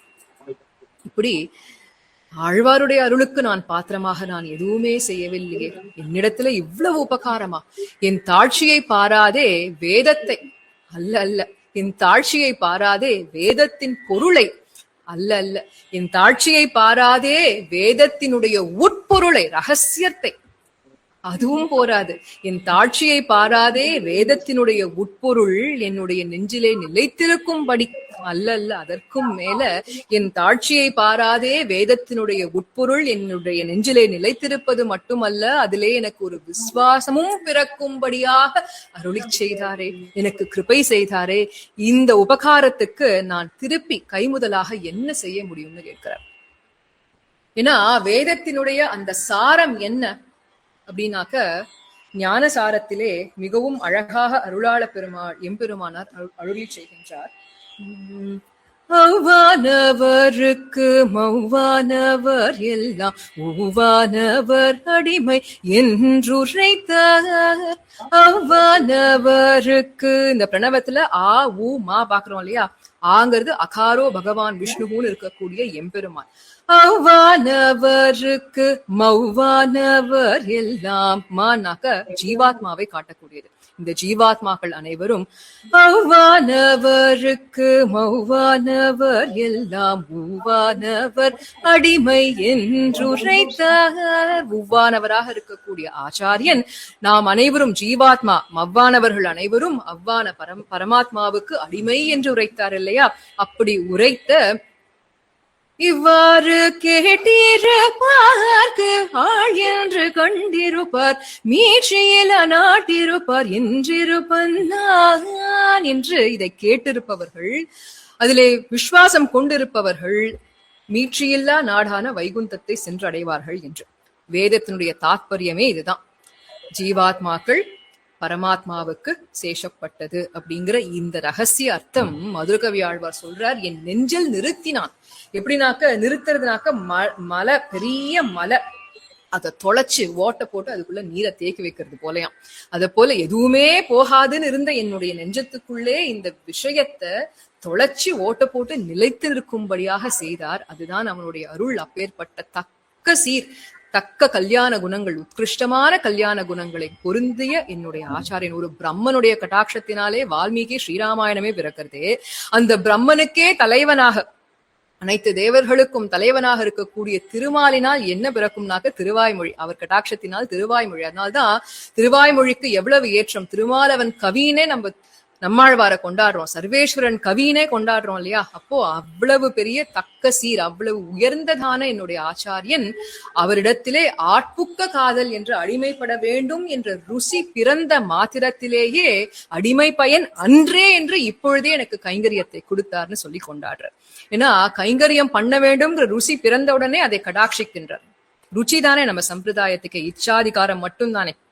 எப்படி இதுன்னு கேட்டாக்க, இப்போ எம்பெருமானுக்கு கைங்கரியம் பண்ணோம்னா இந்த தேகமோட முடிவுல அர்ச்சிதாதி மார்க்கத்துல போய் விரஜா நதியெல்லாம் தாண்டி அப்ராக்கிருத்தமான திருமேனியை எடுத்துண்டு எம்பெருமானுக்கு கைங்கரியம் பண்ணணும். ஆனா ஆச்சாரிய கைங்கரியம் அப்படியே இல்லை, நேரா போய் செய்யலாம். அதற்கு மேல நம்மாழ்வார் எப்ப கேட்டார் இந்த கைங்கரியம் வேணும்னு? தொழுதழன் மனனேன்னு முதல் திருவாய்மொழியில கேட்டார். முனியே நான்முகனேன்னு 1000க்கும் மேற்பட்ட திருவாய்மொழிகளுக்கு அப்புறம் தான் கடாட்சித்தான். ஆச்சாரியன் அப்படி இல்லையே, கைங்கரியம் பண்ணோம்னா உடனே கொடுக்க போறார் கைங்கரியத்தை. ஆம், அன்றேனாக்க அப்பொழுதே. அடுத்ததாக எம்பெருமான் கைங்கரியம் பண்றச்சே நம்ம பண்றோமே, எம்பெருமானுக்கு அது முக உல்லாசத்தை தருதா இல்லையான்னு நமக்கு இன்றளவும் ஒரு சந்தேகம் இருக்கா இல்லையா? அர்ச்சாமேனியில பண்றோம், நேரா போய் தபதபன்னு குளிர்காலத்துல மார்கழியில போய் குளிர்ந்த ஜலத்தை விட்டுடுறோம் எம்பெருமான் மேல. இல்ல அவனுக்கு வேணும்னா சுட சுட தளிகை பண்ணி அப்படியே சட்டியோட கொண்டு போய் எம்பெருமானுக்கு முன்னாடி சமர்ப்பிக்கிறோமே, அதை எம்பெருமான் உகக்கின்றானா இல்லையா என்ன ஒண்ணுமே தெரிய மாட்டேங்கிறது. ஏதோ திருக்கட்சி நம்பிகள் போல இருந்தா திருமுகம் மலர்ந்து பேசுவான், நம்ம கிட்ட என்ன சொல்ல போறான்னு தெரியலையா. ஆனா ஆச்சாரியன் அப்படி இல்லையே, அவருக்கு என்ன கைங்கரியம் வேணுங்கிறத கேட்பார். அந்த கைங்கரியத்தை செய்யும் பொழுது அவர் முக உல்லாசம் இருக்கும், அதை பார்த்து அனுபவிக்கலாமே, ஆனந்திக்கலாமே, அந்த ஆனந்தமும் அவருக்காக என்று இருக்கலாமே என்று இப்படி அந்த அடிமை பயன் என்ன அப்படின்னாக்க அன்னைக்கே கிடைக்கக்கூடிய பயன் அதுதான். அதுவும் எப்படி கொடுக்கிறார் அப்படின்னாக்க, பயனன்றாகிலும் என்று எந்த பயனும் அவர் எதிர்பார்க்காமல் எனக்கு கொடுக்கின்றார் அப்படிங்கிறார். பயனன்றாகிலும் பாங்கல்லராகிலும் செயல் நன்றாக திருத்தி பணிகொள்வான் என்று. பயனன்றாகிலும்னாக்க எந்த பிரதிபலனுமே எதிர்பார்க்காம தராருன்னு சொல்றோம் இல்லையா? நம்ம எல்லாம் இன்வெஸ்ட்மெண்ட் தான் பார்ப்போம். யாருக்கோ ஒரு நல்லது பண்ணோம்னாக்க it's an investment rather than an எக்ஸ்பெண்டிச்சர்னு பாக்குறோம். ஆனா இவர் அப்படி இல்லை, எந்த பிரதிபலனும் எதிர்பார்க்காமல் செய்கின்றார். அபராதமே இருந்தாலும் பரவாயில்ல. பாங்கல்லர் அப்படின்னாக்க பொதுவா நம்ம சம்பிரதாயத்துல யாரையும் பார்த்து திருமேனி பாங்கா சுவாமி அப்படின்னு கேட்பது உண்டு. பாங்குனாக்க கைங்கரியம் செய்வதற்கு திருமேனி ஹேத்துவாக இருக்கின்றதா, அனுகூலமாக இருக்கின்றதான்னு. அப்போ பாங்கல்லர் அப்படின்னாக்க ஹேத்துவாக இல்லை, அனுகூலமாக இல்லை. அப்படி இருந்த போதிலும் அவனை சிஷ்யனாக ஏற்றுக்கொண்டு அந்த கைங்கரியத்துக்கு தேவையான விஷயங்களை கற்பித்து அந்த ஞானத்தை ஊட்டி அவரிடத்திலே இருந்து கைங்கரியத்தை பெறுவது. செயல் நன்றாக திருத்தி பணிகொள்வான். சீதா பிராட்டிக்கு ராவணன் உபதேசிக்கிறாள் இல்லையா, மித்ரமௌபைகம் கர்த்தும் ராமஹான், இப்படி பலவாறாக உபதேசித்தாள். அதே போல நம்மாழ்வாரும் வீடுமின் முத்தம் என்ன எவ்வளவு திருவாய்மொழிகள்ல எவ்வளவு உபதேச திருவாய்மொழிகள் அப்படி உபதேசங்களை செய்து செய்து செய்து செய்து திருத்தி கொண்டு வந்தார் அப்படிங்கிறார். ஏன்னா எம்பெருமானுடைய கிருப்பைக்கும் ஆழ்வாருடைய கிருப்பைக்கும் இன்னொரு மாற்றமும் இருக்கான். ஒரு வாசி வித்தியாசம் என்னன்னா, எம்பெருமான் தீர்ந்த அடியவர்கள் தம்மை திருத்தி பணிகொள்ளவல்ல ஆர்த்த புகழ் அச்சுதன் அவனுக்கு திருநாமம். தீர்ந்த அடியவர்கள் அப்படின்னாக்க அவளுக்கு ஏற்கனவே உபாயம் எல்லாம் எம்பெருமான் தான் தெரியும். அப்படி இருக்கிறவர்களை திருத்திண்டு வருவான் எம்பெருமான். ஆனா இவர் எப்படின்னா பயனன்றாகிலும் யூஸ்லெஸ், ஃபிட் ஃபார் நத்திங்னு சொல்வா இல்லையா, அப்பேற்பட்டவர்களையும் எடுத்து திருத்தக்கூடியவர். இந்த ஆச்சாரியர்கள் எல்லாரும் அப்படின்னு சொல்லிட முடியாது. ஏன்னா சில ஆச்சாரியர்கள் இப்பொழுது திருக்கோட்டியூர் நம்பி இருக்காரு, எப்பேற்பட்டவர் அப்படின்னாக்கா அனுவிருத்தி பிரசன்னாச்சாரியர்னு சோதிச்சு பார்த்துதான் கொடுப்பார். ஆனா ஆழ்வார் அப்படி இல்லை. பூர்ணமாக கிருபாமாத்திர பிரசன்னாச்சாரியராக இருந்து பரிபூர்ண கிருபையை கடாட்சிக்க கூடியவர். அவருடைய திருவடிகளிலே முயல்கின்றேன் உந்தன் மொய்கழற் கண்பையே என்று நீங்க செய்த அந்த உபகாரத்துக்கு பிரத்யுபகாரம் என்ன செய்ய முடியும்னு முயற்சி பண்ணிட்டே இருக்கேன். என்னை தீமனம் கெடுத்தாய், உனக்கு என் செய்கேன், என்ன செய்ய முடியும்? உன்னிடத்திலே அந்த பக்தியை செலுத்த வேண்டும், செலுத்த வேண்டும், செலுத்த வேண்டும். உன்னை பார்த்தால் என்ன செய்ய முடியும்? கிருபையா இந்த லோகத்தையே கொடுக்க முடியுமா? 4 விபூதியும் கொடுக்க முடியுமா? 2 ஈஸ்வரனையும் கொடுக்க முடியுமா? எதை கொடுக்கறதுனே தெரியல. அதனால பிரத்யுபகாரம் எதுவும் செய்ய முடியாமல் தவித்துக் கொண்டிருக்கின்றேன். மேலும் அன்பு வைக்க வேண்டும்ங்கிற பாரிப்பு தான் இருக்கே, முயற்சி தான் இருக்கே வழியே அது அமையவில்லை என்று இந்த பாசுரத்திலே பயனன்றாகிலும் பாங்கல்லராகிலும் செயல் நன்றாக திருத்தி பணி கொள்வான் கோயில் நின்றார் பொழில் சூழ் கோர் நம்பி முயல்கின்றேன் அந்தன் மொய்கழற் கண்பையே என்று கடைசி பலஸ்ருதி பாசுரத்துக்கு வந்துவிட்டோம். இந்த பாசுரத்திலே அன்பன்னு சொல்லி எம்பெருமான சொல்றார். அவ்வளவு வாத்சல்ய குணங்கள் பொருந்திய அந்த எம்பெருமான் தன்னை அவனை அடைந்தவர்க்கெல்லாம் அவனுடைய அடிக்கீழ் அமர்ந்து புகுந்து அவனை ஆசிரியமாக கொண்டிருக்கக்கூடிய சகல பாகவதர் மக்களிலும் அன்பனாக பக்தியுடையவராக இருக்கக்கூடிய தென்குருகூர் நம்பிக்கு அடியாராக இருக்கக்கூடிய அவர் விஷயத்திலே நான் அன்பனாய் பக்தியாக இருந்து கொண்டிருக்கக்கூடிய நான் அருளி செய்த இந்த பாசுரங்கள் கண்ணுணும் சிறுத்தாம்பினை நம்புபவர்கள் பதி வைகுந்தம் காண்மினே என்று இதை நம்புபவர்கள் வைகுந்தத்தை சென்று அடைகின்றார்கள் அப்படின்னு. இந்த வைகுந்தத்தை சென்று அடையிறது அப்படின்னாக்க ரொம்ப நுட்பமான ஒரு விஷயம் இந்த கண்ணுணும் சிறுத்தாம்புங்கிற இந்த பாசுரம். ஏன்னா இது எது காட்ட வந்து தேரின் அர்த்தம் ஆச்சாரிய அபிமானமே உத்தாரகம். நாம் ஆச்சாரியனை அபிமானிப்பதில்லை, ஆச்சாரியன் இவன் என்னுடையவன் என் பயல் என்று ஆச்சாரியன் அபிமானிக்கிறாரே அதுதான் நமக்கு உத்தாரகம்னு காட்டக்கூடிய இந்த கண்ணுணும் சிறுத்தாம்பு. இதை நம்புபவர்கள் அப்பேற்பட்டவர்கள் இருக்கக்கூடிய இடமே வைகுந்தமாக மாறிவிடும் என்று தலை கட்டுகின்றார் இந்த கண்ணுணும் சிறுத்தாம்பை. ஆக நமசப்தார்த்தம் பிரகாசித்த இடங்கள் எவ்வளவோ அதுல ஒரு சிலவற்றை பார்த்தோம். தென்குருகூர் நம்பி என்ன கால்னு முதல் பாசுரத்திலே, தேவு மற்றறியேன் என்று 2வது பாசுரத்திலே, நம்பிக்காள் உரியனா என்றும் அன்னையாய் அத்தனாய் என்னை ஆண்டிடும் தன்மையான் என்றும், செம்பொன்மாட திருக்குருகூர் நம்பிக்கு அன்பனாய் என்றும், குன்றமாட திருக்குருகூர் நம்பிக்கு அன்பனாய் என்று சடகோபன் அருளையே அந்த அருளையே எதிர்பார்த்திருக்கின்றேன் என்றும், அருள் கண்டீர் என்று நம்மாழ்வார்தான் அந்த அருள் என்றும், ஆட்புக்க காதல் செயல் நன்றாக திருத்தி பணிகொள்வான் தென்குருகூர் நகர் நம்பிக்கு அன்பனாய் மதுரகவி என்று இப்படி பல இடங்களிலே அந்த நமசப்தார்த்தம் எப்படி பிரகாசித்ததுன்னு பார்த்தோம். ஆக அந்த மதுரகவி ஆழ்வாருடைய திருவடிகளே நமக்கு எப்பொழுதும் தஞ்சமாக, அவரை போல சரமபர நிஷ்டை நமக்கும் அவர் அனுகிரகிக்க வேண்டும் என்று பிரார்த்தித்துக் கொண்டு அமைகின்றேன். அன்பன் தன்னை அடைந்தவர்க்கெல்லாம் அன்பன் தென் குருகூர் நகர் நம்பிக்கு அன்பனாய் மதுர கவி சொன்ன சொல், அன்பனாய் மதுர கவி சொன்ன சொல், நம்புவார் பதி வைகுந்தம் காண்மினே. அன்பனாய் மதுர கவி சொன்ன சொல், நம்புவார் பதி வைகுந்தம் காண்மினே. கண்ணினும் சிறு தாம்பினால் கட்டுண்ண பண்ணிய பெருமாயன் என்ன பகனில் நன்னி தென் குருகூர் நம்பி என்ற கால் அண்ணி கோமுதூரும் என்னாவு என்னாவு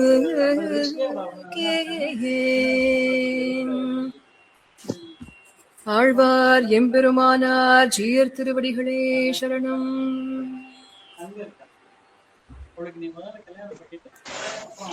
ரொம்ப அற்புதமா